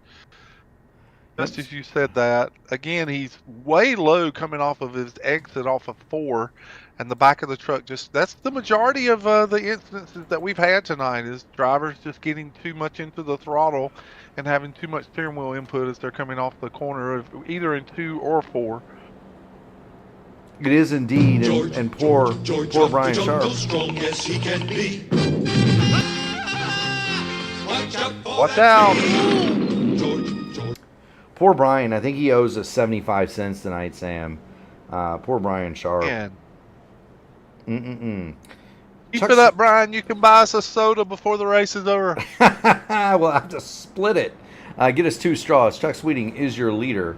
Brandon Wallace second. Liam Anderson third. Braden Langley. Mike George round out your top 5. Now, Mike George, Logan Edwards pitted. Colby Pierce did not. James Hodgson, Ryan O'Donohue, Nolan Milnes, Chad Dulabon, Billy Elwell, they all stopped. And so we're going to put the graphic up just to show everybody where we're at. The bigger numbers, well, they don't have tires. The small numbers, that means they got them. Mike George, Logan Edwards, they're going to have fresh boots here with 66 laps to go. And it's not out of the realm of possibility that we are done with cautions here. It's also not out of the realm of possibility. It could very well be that way, but these trucks will get racy in the last stages of this race, and it could constitute that is a moniker here at North Wilkesboro, is that if you can't get that long green flag run and get the field separated, these trucks will fight it out in the closing laps to make up positions, and that causes cautions. It does indeed. We're back under green flag action. And Liam Anderson moves out of the way, and he comes back up the racetrack in front of the field, and that runs Braden Langley up the racetrack. Contact for Logan Edwards in there. Kendall Paul is in the middle of that hornet's nest as well. A lot of action here around the truck of Liam Anderson. They're 3 wide. Ryan O'Donohue, he's going to sneak down the bottom, as is Justin Osterman. Oh, Kendall Paul in the back of Liam Anderson that time, and now they're 3 wide coming off of turn 2. He's going to shoot the middle. Logan Edwards just has nowhere to go. He's got those new tires. He's got nowhere to go, and he's trapped behind Liam Edwards and Nolan Milnes now. Kendall Paul out here. Yep, Kendall Paul goes to the outside, but he's got Ryan O'Donohue on the bottom. They're trying to round up Brandon Langley, who snuck through all that mess. Brandon Langley is on the older tires, but he currently runs 5th. It's surprising considering how high he was run up the racetrack here in turns 1 and 2 with Liam Anderson trying to avoid the field. Oh, and now he gets loose, and Kendall Paul gets into the left rear. Braden Langley on turn 1 entry. Wow. I told you it's going to get a little exciting here, even with 60 laps to go. Yeah, and that's one of those where he just gets tagged in the left rear. I don't necessarily know that Kendall Paul maybe would have been responsible for that. Braden Langley looked like he was sliding pretty hard toward the bottom. Like maybe he'd been a little bit late on the brakes or something. We are not the race officials, though, so we'll let everybody at home be the judge. We are under caution, and that is going to give the lucky dog to Matt Wagner. So move Wags back to 1 lap down, Sam. He's not done yet. No, he's been patiently waiting to try and get back into a place where he can race for some positions. Yeah, where he can. And look, he's the only truck 1 lap down as well. And so, should we get another caution, Wags would be the only truck 1 lap down. This would be one of those where, the cerebral driver that Matty is, I would expect him to just fall off the pack. Just find somewhere to be a half a lap away from any of the action, so that when that next caution happens, he's not involved. Yeah, he definitely wants to err to the side of caution here.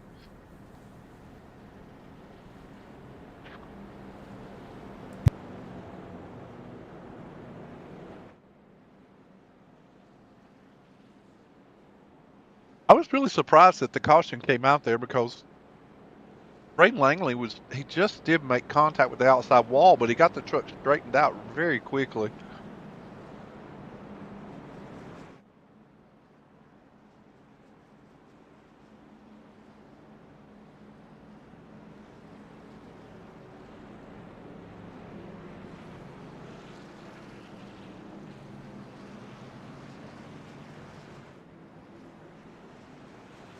Pace truck lights are out, Sam, and we're fixing to have some fun. Chuck Sweeting and Mike George, they've been up front all night.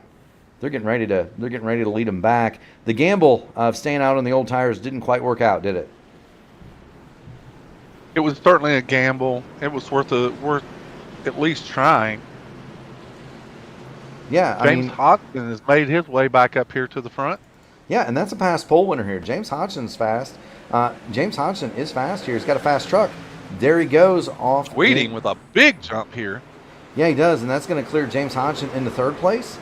He's going to try to drag Justin Osterman along. Osterman is going to battle with Brandon Wallace for fifth. Meanwhile, Kendall Paul's going to try to follow that as well. Kendall Paul gets by. Kind of mired up behind Brandon Wallace there, and so now he's back in fifth position again, where he's been for the majority of this race. He is indeed. But now Justin Osterman, who has worked so hard to get around him, has actually found his way around him, and Justin Osterman is not going to be satisfied unless he's up front, as he sticks and he gets loose again.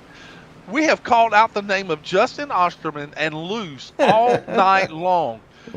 We have. Osterman got loose. He did all that work to get by Kendall Paul. Now he's got a battle on his hands with Kendall one more time. Meanwhile, he's got a very fast 88 truck in front of him. That's James Hodgson, and the two leaders are right there. And for a driver like Justin, if he can see the lead, it just makes him drive that much harder, Sam. Well, with this many laps, with 54 laps still remaining in the event, he really needs to make really conscious effort to save those tires. He does. This is a great shot, by the way. You can kind of see all the different lines these drivers take around North Wilkesboro. Not only that, but the asymmetrical nature of the track is very visible. Kendall Paul gets into the side of Justin Osterman there. Through 3 and 4, Kendall Paul is in. Now roles have been reversed here. And Kendall Paul drives it deep into one. He gets into the door of Justin Osterman. Osterman is able to save it, but he's on the high side, and now he's fighting for a position with Nolan Milnes.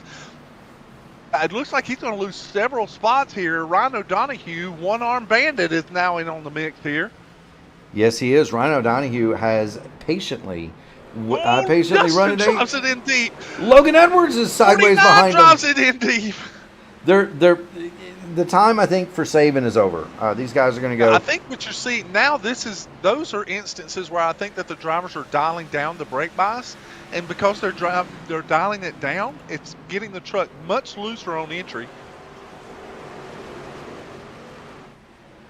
I believe I have to bill you right there, Sam. We got 50 laps to go. We're watching Ryan O'Donoghue. He's working in 6th, behind Nolan Milnes in 5th. The front 4 are clear. That's Kendall Paul, James Hodgson, Chuck Sweeting, and Mike George up to the lead right here. Watch out for that tree is right. The man who'd love to see the caution, that's this guy right here, Matt Wagner. And look at Sam. He's 10 car lengths behind the guys in front of him, 5 car lengths to 10. Go ahead, boys. He's trying to keep everything in front of him. It's definitely you don't want anyone whose race is going to be ended for a spin, but you are asking for a spin. Yeah, I mean, and look, I've been in that position where you have to have a caution, and it's praying to the racing gods right there. Just have somebody give it a little looper. They don't even have to hit anything. Just Just get sideways for me so we can throw the yellow out here. Rhino Donahue, meanwhile, has finally dropped to the inside of Nolan Millis, and Osterman's going to try to make it 3 wide, Sam.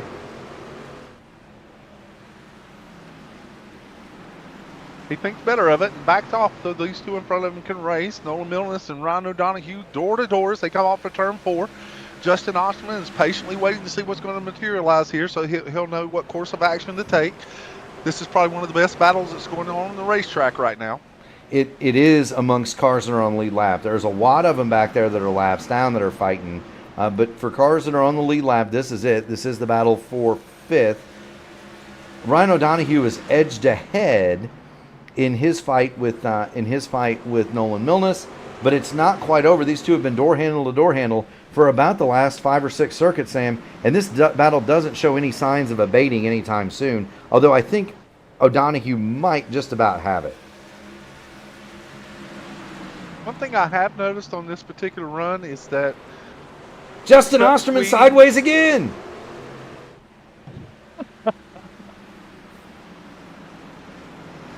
For those who may or may not know, if you know anything about the history of NASCAR in North Wilkesboro, Wilkes County.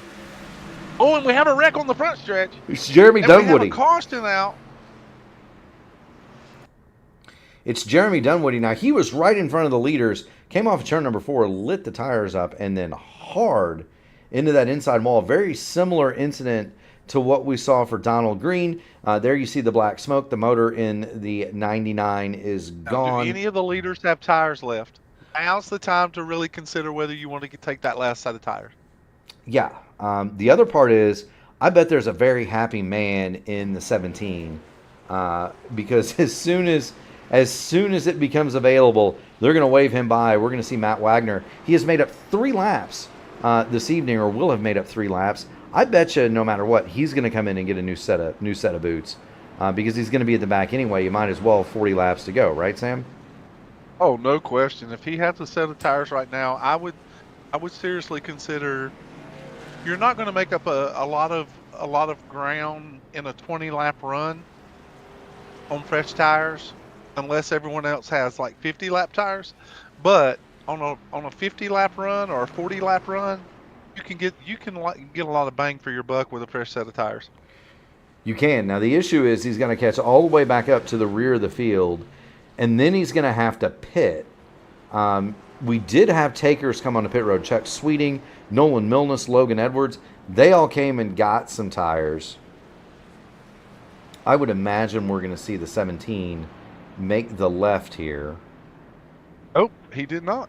Yes, he did. See? Oh, after one complete lap. Yeah, he had to catch up to the rear of the field. He doesn't want to lose that. He doesn't want to lose that lap again. Under a quickie caution, he wouldn't have that privilege. No, but now we're not under a quickie yellow, so he's going to come in and get the 4. The problem for Matt is, we're in the blimp for a reason, but he's desperately trying to get off of pit road 13.7.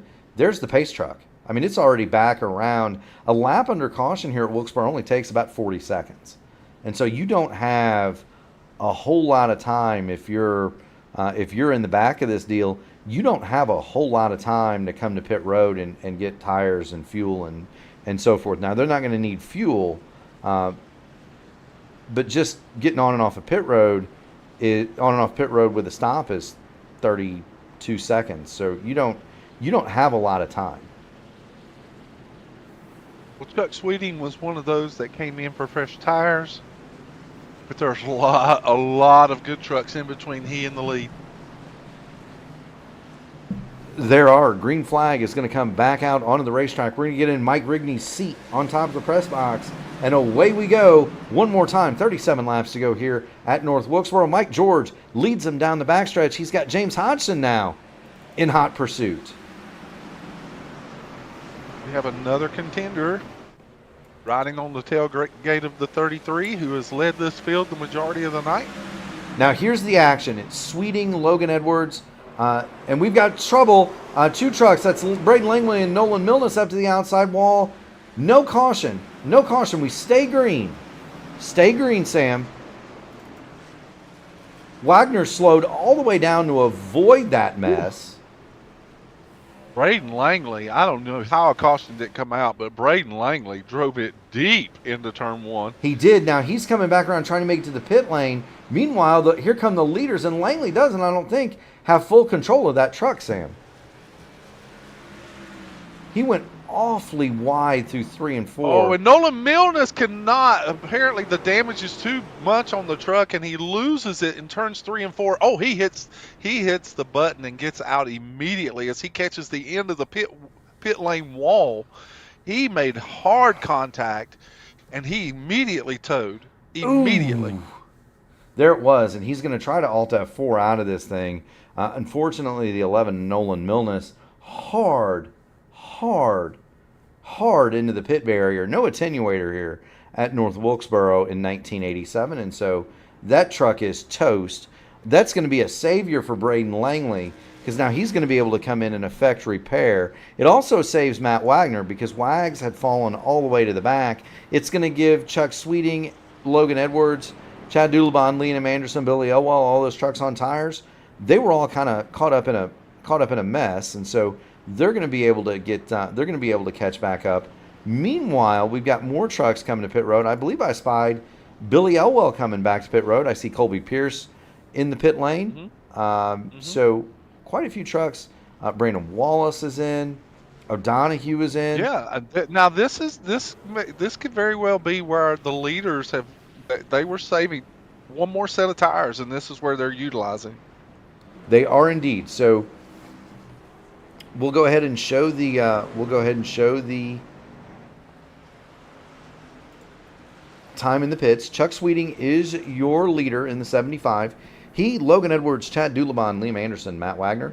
Well, they all stopped under the last caution. They've got about 3 green flag laps on their tires. Braden Langley going to go by the pace car. He'll get his lap back. Behind them, Mike George, who has led the balance of this event. He is now 6th. I just want to give a shout out to who's running in 5th at the moment. Is that our favorite nerd? I just wonder if there's room in the cab of that truck for Wagner's head right now. I know there's This is why I believe Wagner's so good at open wheel racing. There's plenty of headroom. Well, that's only because Conan and I give him an oversized helmet. But there he is. He's got himself up in the 5th. He's got the man that's dominated this race, Mike George, right next to him in 6th, and then the horde of guys on fresh tires behind him. But look, those, you may see 10 laps since the last pit. You got to remember, fans, quite a bit of that is under yellow. We're talking about if they've got 10 laps on those tires, 6 of them are under yellow, so they might not even be up to temp yet.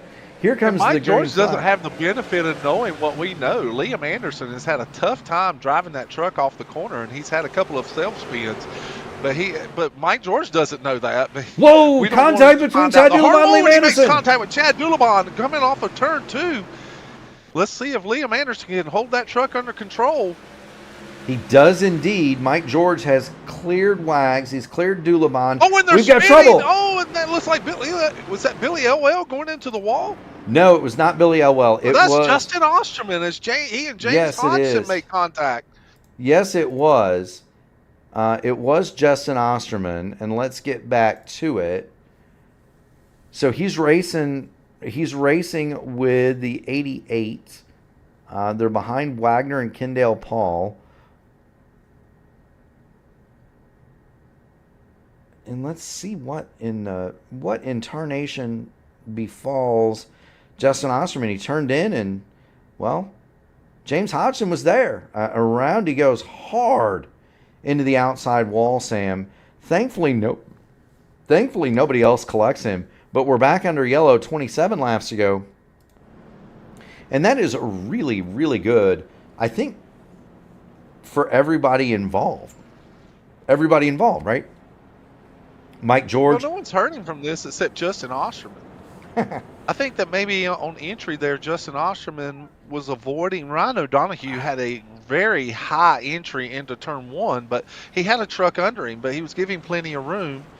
And Osterman was on entry so fast, I think he was just trying to get on the inside of No, that's Kendall Paul, actually. That's Yeah, Kendall Paul out there. he's trying And so to. he's avoiding Kendall Paul, and just in that avoidance, he takes up the space where James Hodgson is. Yeah, no, and that's just that's a racing deal, but it's Yeah, and yeah. you said only Justin Osterman was hurt. Well, there might be two parties that might have hurt the wall. That was a hard lick. No safer barriers in this scan, No, and so not in uh, this scan. No, sir. no safer barriers here at Wilkesboro. As we saw from the damage to Nolan Milnes Yeah, when he hit the end of the pit lane wall, that was violent, yeah, even at a speed like North Wilkesboro. But a lot of people, as you were alluding to the viewers at the beginning of the broadcast, a lot of people don't understand that you're hitting close to 110, 115 miles an hour on entry into these corners. yeah. It's not. It may be a short track. It may be a short track, and it doesn't have the eye-popping numbers on the speed chart. It doesn't scream 230 miles an hour like Indianapolis does in the open wheel cars, but you're still going plenty quick. Speaking of Yes, that, sir. speaking of that, Sam, during the dark times when IndyCar could not be televised here in iRacing, we ran an official IndyCar race here. You want to talk about wild? That was it. Oh, There's- Wagner does not get a good start. He does not get a good start. Well, but a Liam big Anderson- run through the middle of 1 and 2. Liam Anderson did not get the start, and I think that kind of stacked up people behind him. Anderson has Mike George now working to his outside. Chad Dulabon is to the inside of Matty Wagner, and they're going to have to be careful because Kendall Paul is coming on the bottom as well. Kendall Paul's decided it's time to race. He's going to force the issue here. He's running the bottom. Oh, he gets loose. He is. Hodgson Kendall gets Paul into is the back nearly of him, around. but he's able to. Oh, he almost saved it. He drifted that truck all the way through turns 1 and 2. Kendall Paul. Oh, and now Hodgson and Osterman get into it again.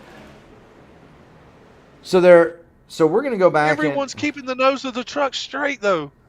Yeah. So here's the incident between Osterman and Hodgson, and it's kind of the same thing.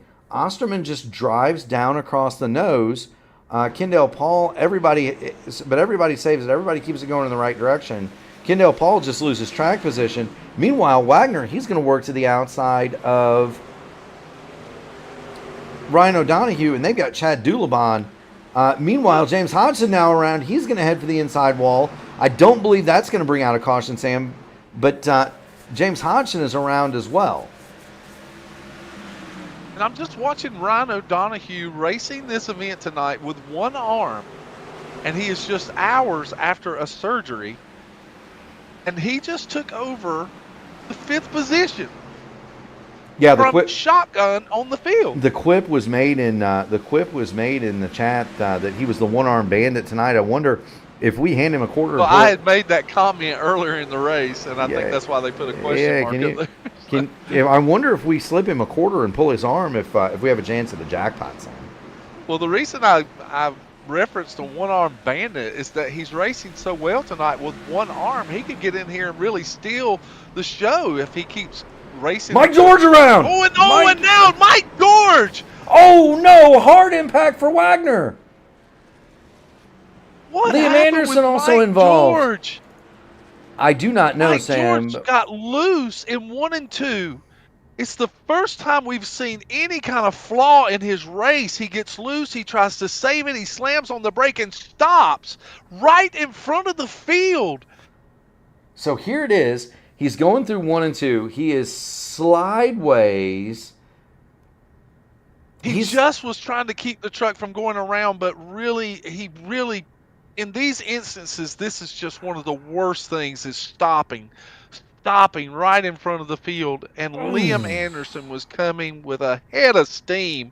And once he made contact, he gets into O'Donoghue, and then they just begin to pile up behind him. Colby Pierce gets into Matt Wagner and sends him careening into the wall head on. That's after all Matt Wagner has endured tonight. That looks like terrible damage on the 17 Toyota Tundra. Yeah, and here's what Wag saw. Oh, this will be a great camera angle. Yeah, let's get back one more. Let's get back. Watch from the cockpit of Matty Wagner, and just not much you can do. You see Mike George sliding up there. Wags does the right thing. They're still avoiding the 33 truck. The 33 truck is still in the racetrack. Yeah, and watch. I think Wags had it beat, and then he's going to get clipped and turned.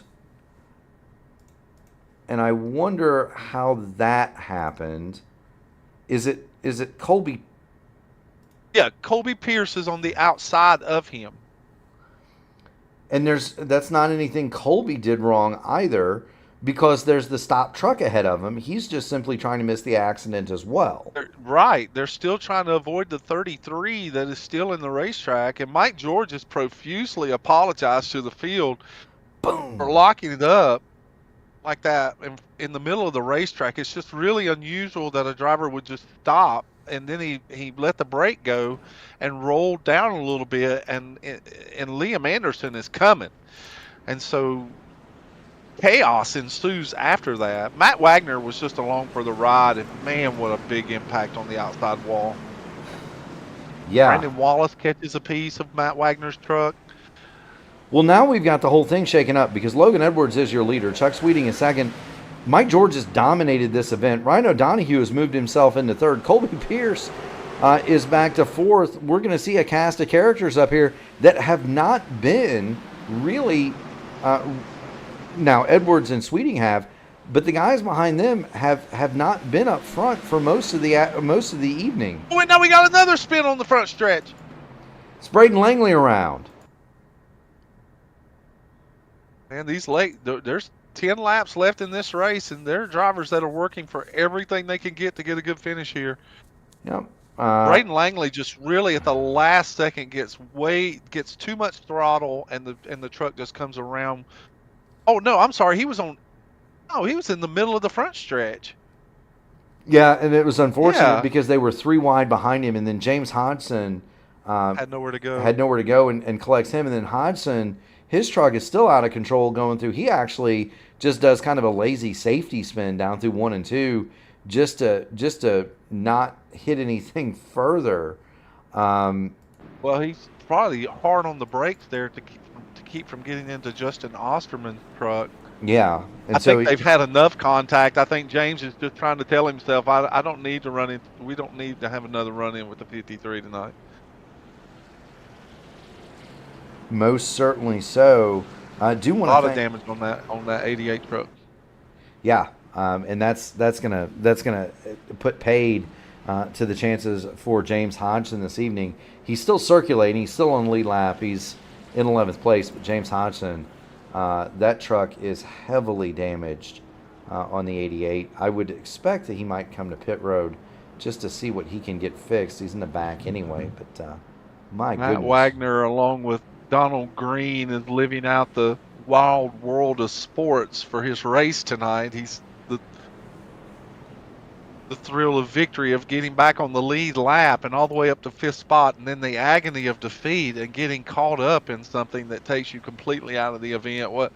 It's just it's a lot. It's a lot to process when you've been here for a couple of hours and you put so much time and energy into it. So I feel for Matt Wagner and other drivers that have had their nights end early. Yeah, I mean, it's heartbreaking. If you're going to wreck out on one of these, you want to do it at the beginning. I had last week, I went to turn 3 on lap 199 of my split of the fixed Indianapolis 500 and exited turn 3 on my roof. And it was, it was, I would rather wreck out on lap 10 than within sight of the flag. You know what I mean? Mike Rigney, fun fact, there's more watching the AMA than Indianapolis right now. That'll change. Indy is early yet. I don't know what lap they're on, but I'm actually gonna go join Gary and the crew in the booth. I'm gonna get a sandwich. It's a terrific crowd. I mean, we've been up in the high numbers as far as our viewership goes. We're just so glad to have the people that we have as we go back under green. We are indeed. Logan Edwards. Edwards is going to lead this thing. He is indeed. He's got Chuck Sweeting second. Colby Pierce has made his way back to third. And Paul, as he gets on the inside of Chad Doulabon, coming off of 3 and 4. He does indeed. We're going to keep it in the blimp because I think that's the best way to watch Oh, and they're this. door to door, and Billy Elwell's sticking it down way low into turn 1. Hard to keep the truck under control like that. It is indeed. Now, Billy Elwell's got speed. He's also got that truck fixed. He is 8th. He qualified 5th. He's going to sneak into 7th over Chad Dulabon. Mike George is going to drop it to the bottom. Elwell, he's going to work to the inside of Kendall Paul. We've got 4 laps to go. Oh, and they're wrecking. Mike George and James again Hodgson. is in an incident. Caution is As on he the Speedway. loses control on entry on this particular instance. Yeah, and there it is. He got down on that little transition on entry that I've been telling the viewers about all night. He hit that transition on entry, and he's caught with the left tires on the counter banking there and the right tires on the racing surface, and it can upset the truck quite a bit on if you're depending on the brake bias that you're using, and the back of the truck just comes around, and James Hodgson again gets caught in an unfortunate incident. Yes, he does. Mike George punches out of the number 33. A tough end to his night because he is to lead so many laps here tonight. 100%, Sam. So Logan Edwards is going to lead it. Chuck Sweeting is 2nd. Colby Pierce 3rd. We're going to have a green-white checker here. Brian Sharp is going to get the wave around. So move Sharp to 7 laps in arrears. And we only have one green-white checker here at the AMA. We only use one. We only use one, and so Logan Edwards will have the lead. Sweeting 2nd. Pierce 3rd. He's got Brandon Wallace 4th, and Ryan O'Donohue hanging in there. The one-arm bandit, he's going to have the top. He's got a top 5 brewing. Kendall Paul, Billy Elwell. How about the recovery drive for him? The 7th, Chad Dulabon. James Hodgson, he's trying to nurse it home in 9th, and Keith Graham is going to run out your another top 5. driver that was not on the lead lap at one point and able to earn his laps back as well. Yeah, well, he was involved, if you remember, way back to lap 1, Sam. He was involved in that pileup. And then he pitted to have some repairs done, and he lost laps there. Yeah, but he has very quietly worked his way back. He's done a great job, yeah. Yeah, and that's the thing. When you've got a shorter field and you've got a short track and you know there are going to be cautions, you can make up some laps. We saw Matt Wagner. He worked his way back up from 3 laps down, and so it can be done. It is difficult, but it can be done. We are going to have a green-white checker. We are going to bring it to you live here. We've got Mark Cofield in the chat, a regular in the AMA. He's cheering on. Brandon Wallace. Yeah, Brandon Wallace in the Coors Banquet machine. I've not had a Coors Banquet in a while, although I might need to wet my whistle after this one. He is 4th, and so what a wonderful run for Brandon Wallace. The lights do appear to be out on the pace truck, Sam. I really like Colby Pierce's position here. I won't just. Logan Edwards has had more of an inclination of running the high line. Chuck Sweeting is incredibly fast, but he's been better middle, low, off. Colby Pierce is in a good spot here to see. With this big jump that Logan Edwards, we'll see him slide up into the middle of the racetrack here. He won't go all the way to the bottom. Nope, and they're coming around. Ryan O'Donohue slide. Wrecking behind us. Ryan O'Donohue gets loose. We're going to stay with the leaders. Now Chad Dulabon around. We're still going to stay with him. He had help getting loose this time. Yeah, and we've got a whole host of people loose. And that was a natural green-white checker. And so now we're going to have a green-white checker, Sam. Logan Edwards leads it. Colby Pierce got to 2nd. Well, Brandon Wallace, he lost it in 3 and 4. They almost made it back to the white. Almost. So several incidents. Chad Dulabon. Does Kendall have? Does the administration have unlimited? You'll have to check that. I know that. I may have misspoken saying that there is only one, but they may have unlimited, just like NASCAR does. In that case, Brian Sharp may win this race yet. I mean, that could very well be the case.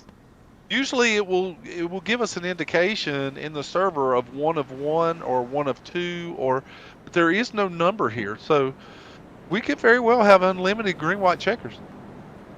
We could. Ryan O'Donohue is not happy. Ryan O'Donohue, I mean, I can only imagine how ill he may feel after a surgery, and then just taking the time and effort to get into this and just trying to run a good race. I think I just heard Kendall Paul that there are unlimited.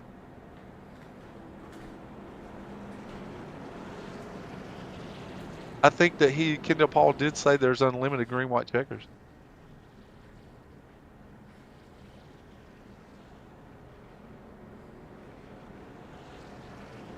But we could. You better hold on to your hat, folks. This is Wilkes County, North Carolina. There's plenty of moonshine to go around, so you folks just better hold on to your hats. My hat flew off a long time ago, Sam. We're going to get the green-white checker here. Carrie Elwell has joined us. Her man has made up 3 laps.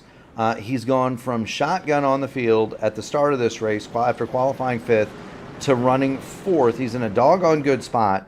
Logan Edwards has the lead. Colby Pierce is second, and now that favorite favorite line that you had, Colby Pierce had it the last time. Now it's going to be Chuck Sweeting, and so look for those positions to change. We've got David Dunwoody. He checks into the chat. He wonders if Colby Pierce will lay the bumper to somebody to get his first career win. The green flag is out. James Hodgson gets into the back of Billy Elwell, who did not get a good start here. Big looping turn there for Colby Pierce as he tries to get a big run on the backstretch. If we come down the front stretch here, and Kendall Paul gets loose on entry. He goes way up the racetrack. We'll be getting the white flag this time by. This race will be completed at the next flag. There we go. So we have the white. Logan Edwards, the narc brain, has and they're the lead. wrecking behind Justin Osterman, James Hodgson. But let's pay attention to the front. Logan Edwards is holding on to the lead. He runs a high line, comes off of turn 4. Logan Edwards, the Indy driver, is going to pull off a win here at North Wilkesboro. Whew. And after all that, Chuck Sweeting, Colby Pierce round out your podium. Billy Elwell comes back and runs 4th. That's going to be a happy man in the garage area. Billy Elwell is 4th, and Kendall Paul, well, Sam, he finishes off the night with a top 5. How about that? Kendall Paul, his name was branded on that 5th position tonight. He ran in that 5th spot almost the entire event. Trying to catch my breath, Sam. What an there's a lot to process here in the last closing stages of this race. You have so many storylines to take into consideration. Matt Wagner, who shows up a very successful open wheel racer, comes in here into an AMA truck race. He unfortunately takes a penalty, loses a bunch of laps. He earns his laps back, only to find himself making it up to the 5th position and then wrecked out of the event completely. You have other drivers like James Hodgson, who seems to late in the race keep finding incidences that were against him, and the front of that truck probably has more coats of paint on it than Sherwin-Williams has on the shelf. And then you have Kendall Paul, who was working so hard to save the truck during the race, only to finish exactly where he ran the majority of it. Ryan O'Donohue, the story with him running here with one arm in the sim rig after having a surgery just hours ago. Logan Edwards, who was running an unconventional line by all practical purposes, and he made it work for him all night long as he ran up front and pulls off a win. It's just a lot of storylines going on here, Mark, and I enjoyed watching this race. I most certainly did. What a finish, what a result. Logan Edwards, the narc brain, takes home the checkered flag from Chuck Sweeting. Colby Pierce rounds out your podium. Billy Elwell with the recovery drive of the season, an early black flag. 3 laps down, no worries for him. He'll bring it home 4th. And Kendall Paul, he had a stranglehold on 5th all night, and he brings it home there. Brandon Wallace, Keith Graham, Chad Dulabon, Ryan O'Donohue, and Liam Anderson will be your top 10.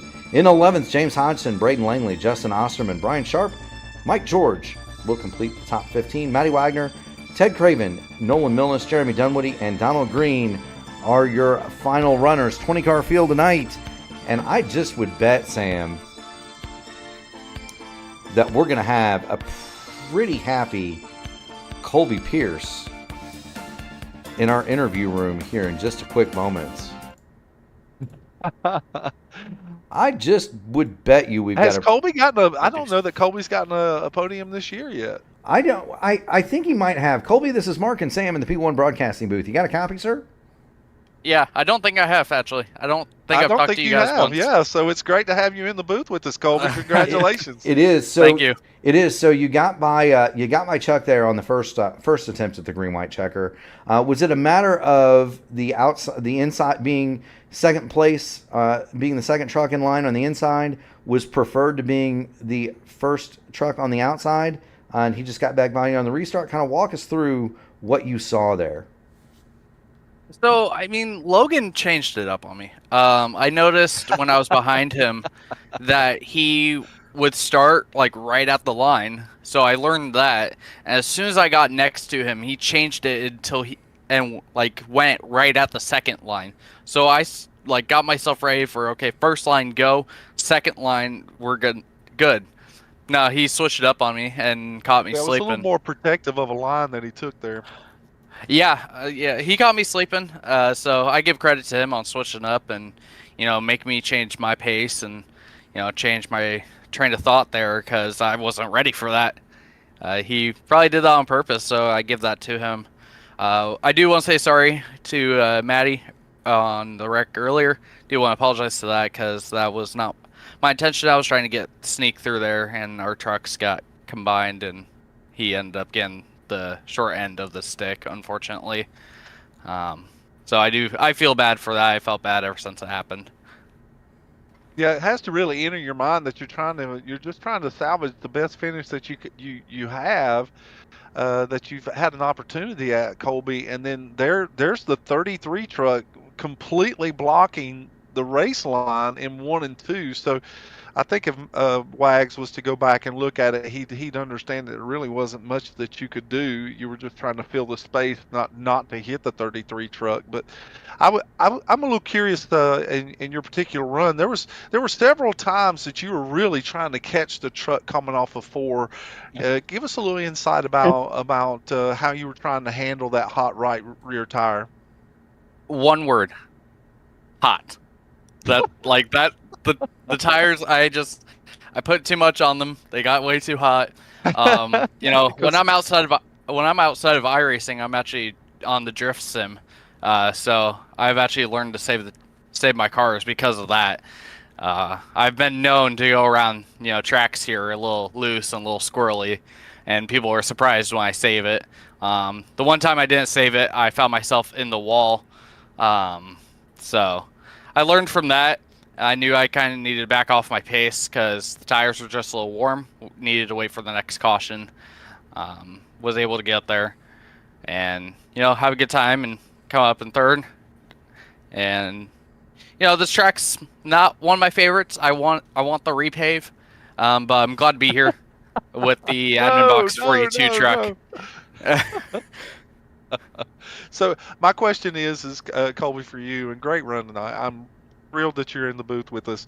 But my next question would be is that where does this take Colby Pierce now that you've got your podium finish, your first podium finish for the year? Where does this take your mindset going into the rest of the season? Well, I mean, what? How many? I missed a few races this year, so I do need to make up in points. So this does absolutely help me with that. It kind of just puts my standards of myself a little bit higher. But honestly, if it wouldn't been for the 33 spinning, I don't think I would be in this booth right now. Because all race long, I saw him go and he was gone. You never saw his truck again. He was strong. Yeah, he was strong. Yeah, he was one of the stronger trucks. So was Kendall Paul, and James Hodgins. Ryan Donahue, I mean, he was making a run for my money. I don't remember, ever leaving the side of his truck. There was a lot of racing between you guys tonight, yep. Yeah, and I'm huge shout out to him for racing me super clean and, having a lot of fun here. Were you aware that he had a surgery and was only racing with one arm tonight? I actually did not know that, but you guys did make a one-arm bandit comment, and we actually have a one-arm bandit at our local figure 8 track. He races late model chassis figure 8 cars, and he only has one arm. Yeah, Ron actually announced in chat before the race. He had said that he had had a surgery on his shoulder and that he was only running. He was just going to see how he could do with one arm tonight, and so he in all that racing he did, he was doing it with a handicap. Well, if that's one arm, I'm scared for the second one to come back. If that's just one arm, man, when that second one comes back, I don't know if I'll be next to him again. Well, great finish tonight, Colby. Great job. Thank you guys. Good job on the broadcast. Hey, thank you so much, Colby. As is the tradition here at P1, friends, family, sponsors, shout outs. The floor is yours, my man. Well, I do want to say one thing to you, Mr. Murphy, and all the IndyCar fans. Happy Fast Friday today. And I do want to shout out my team. I want to shout out David Dunwoody. He wasn't here today. Jeremy Dunwoody, Justin Osterman, Kendall Paul, James Hodgins, Michael Kirk, and I'm probably forgetting a lot. I'm so sorry. Do want to shout out sponsors as well. No Pass Media, Admin Box, Blackmagic Studios, Big Jim Cookies, and they're P1 Broadcasting for putting on an amazing broadcast for the Thursday night race and the Friday night races that we have here. And there's probably more I'm missing. No, you're totally cool, Colby. Thank you so much for joining us, my man. Go celebrate. Yep. I will. Thank you. Yes, sir. That is Colby Pierce. He runs in the third position tonight. We're going to go ahead and bring in Chuck Sweeting. Chuck is your second place finisher. And Chuck, I guess it's a story of what might have been. You had a great strategy there with pitting at the right time. What do you think you might have done differently to get by Logan there at the end? I don't know. I don't really think I had anything for him. I kind of threw it at him that last restart, and I was pretty close to just taking us both out, and I'm glad I didn't do that. So congrats to him on the win. I don't know. I was trying everything. I couldn't get in front of Mike and stay there, and so I was trying some different pit strategy. But every time I'd get tires, and we'd have a caution 10 laps later, and they'd get tires. So I needed long runs is what I needed, and you don't really get those on short tracks, unfortunately. And because if we ran 50, 20 laps, I would start catching Mike or Logan or whoever was in front of me, but we just never could get those kind of runs. So just a little bit short tonight. So I'll take it, though. A good finish on a short track, so I'll take it. Absolutely. Sam? Chuck, you had such a good run tonight. Once again, you've proved that you're one of the league contenders in the AMA Truck Series. Your consistency is rivaled right up there with Ryan O'Donoghue and Mike George when he has things working in his favor. He's had some misfortune, but can you just give us a little insight about what you're looking for the remainder of the season? What is it that you'd like to accomplish? Because you've already proved that you can win these things, but in races like this where you feel like that there's just a little something extra, what's your mindset moving forward, knowing that there are some things that you could work on? Well, I remain positive. As long as I'm running up front, then I'm okay. And eventually, we'll have the kind of runs I need, or the weather, the setup will suit me a little bit better than some other guys. So as long as with anybody, as long as you're in the top 5, you get a shot at winning eventually. And so we'll try to get some wins and just maintain that consistency and have fun. That's the main thing. I enjoy racing, and this league's competitive, and that makes it a lot of fun. So I just want to keep that up the rest of the season. I think that's probably one of the biggest things that you've proven so far in the AMA season is that whether it's a cookie cutter or whether it's a short track like this, that you're gonna put yourself in a position to win. And so I'm really, really impressed with the driving that we're seeing from you this year. Well, I appreciate it. Yeah, I got about 10, 11 years on iRacing, so I ought to kind of know what I'm doing. At least I feel like I do. So, yeah, the wins will come. I just got to keep digging. You bet, Great Chuck. job tonight.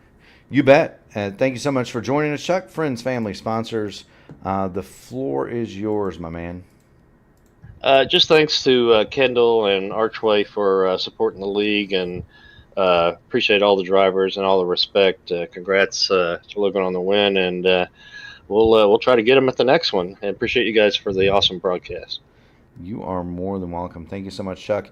Have a great night. Celebrate the second place. Thanks Great a lot. job, You guys sir. have a great night too. Will do. You too. So that is Chuck Sweeting. He'll run second. And the man of the hour, we know him as the Narc Brain. He's a rapid man in an open wheel car. He's pretty doggone quick in an Xfinity machine, and he's a winner tonight in the trucks. Logan Edwards. Logan, you've got Mark and Sam in the P1 broadcasting booth.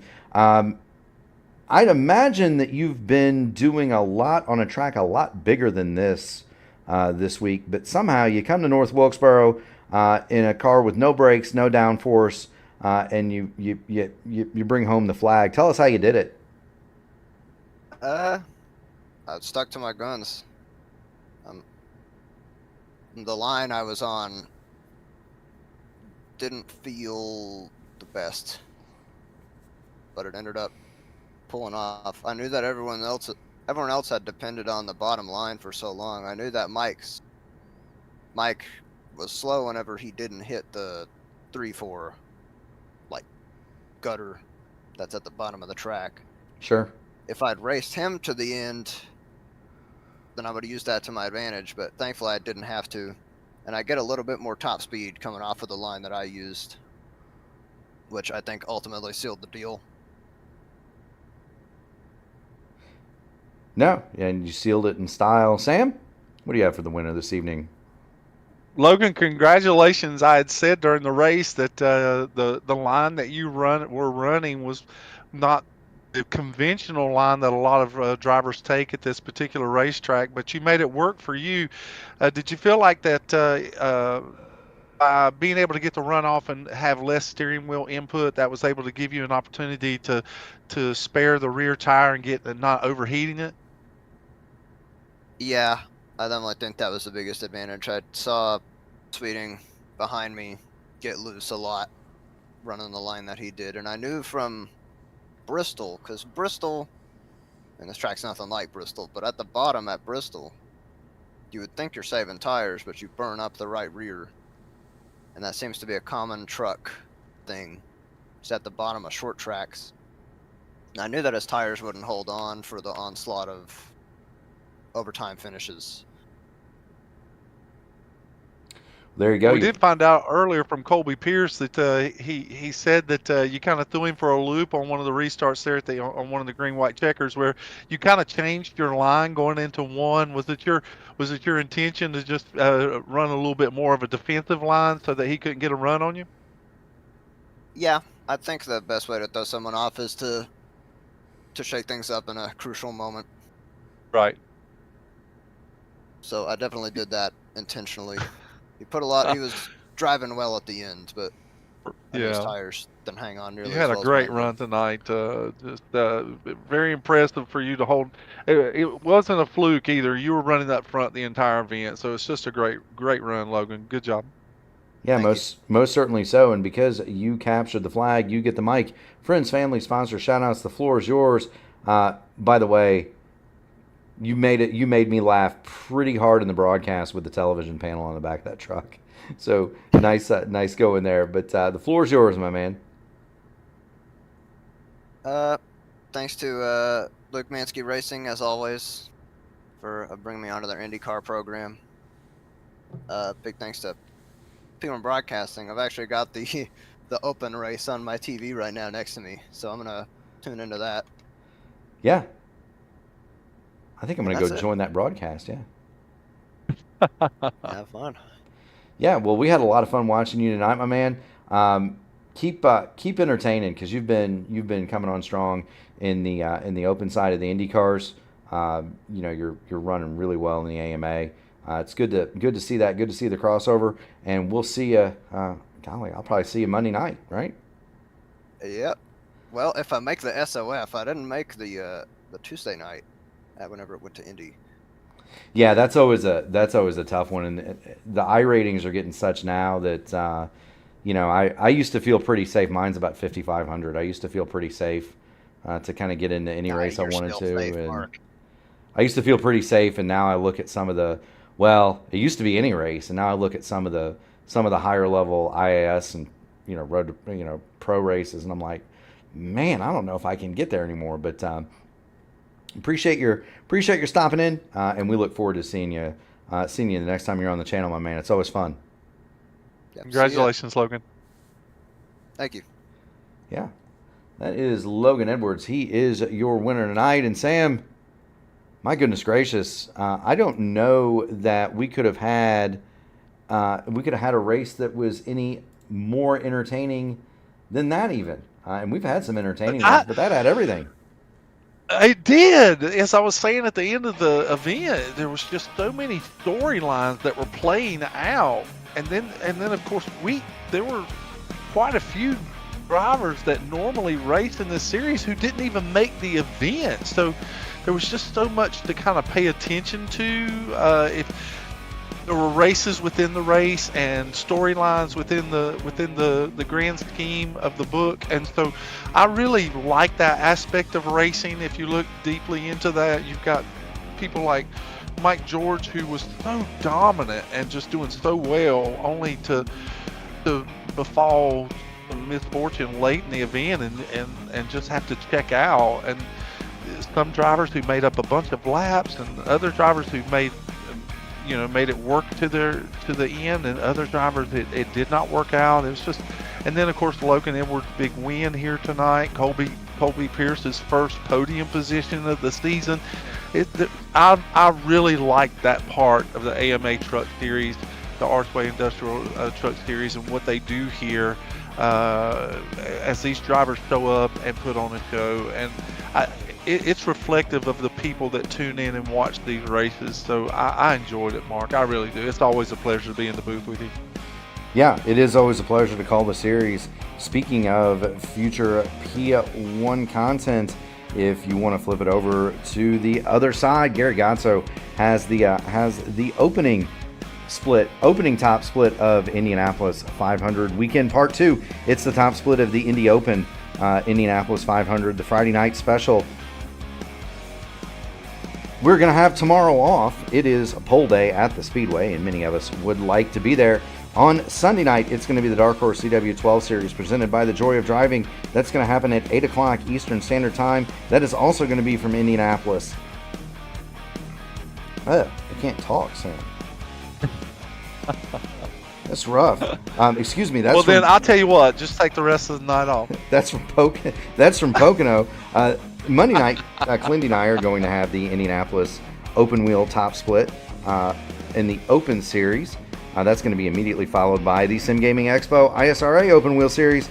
And guess what, Sam? That's from Indianapolis. On Tuesday, we're going to take a break from Indianapolis. The Indy Oval Open Series, the top split is going to be from Homestead. That's at 8:15. The AMA Blackmagic Studios Grand National Series is going to be at Charlotte on Thursday, and then Friday we've got the IndyCar iRacing Series from Indianapolis. That's at 2 o'clock on Saturday. We're also going to be right back here, same time, same bad channel, Sam. 8:20 pre-race, 8:35 start. It's going to be the Salute to Service 200 from the Charlotte Motor Speedway for AMA, the Archway Industrial Coatings, Admin Box, Blackmagic Studios. I am Mark. He is Sam. We are out from North Wilkesboro. Take those belts off. Have a great weekend, everybody.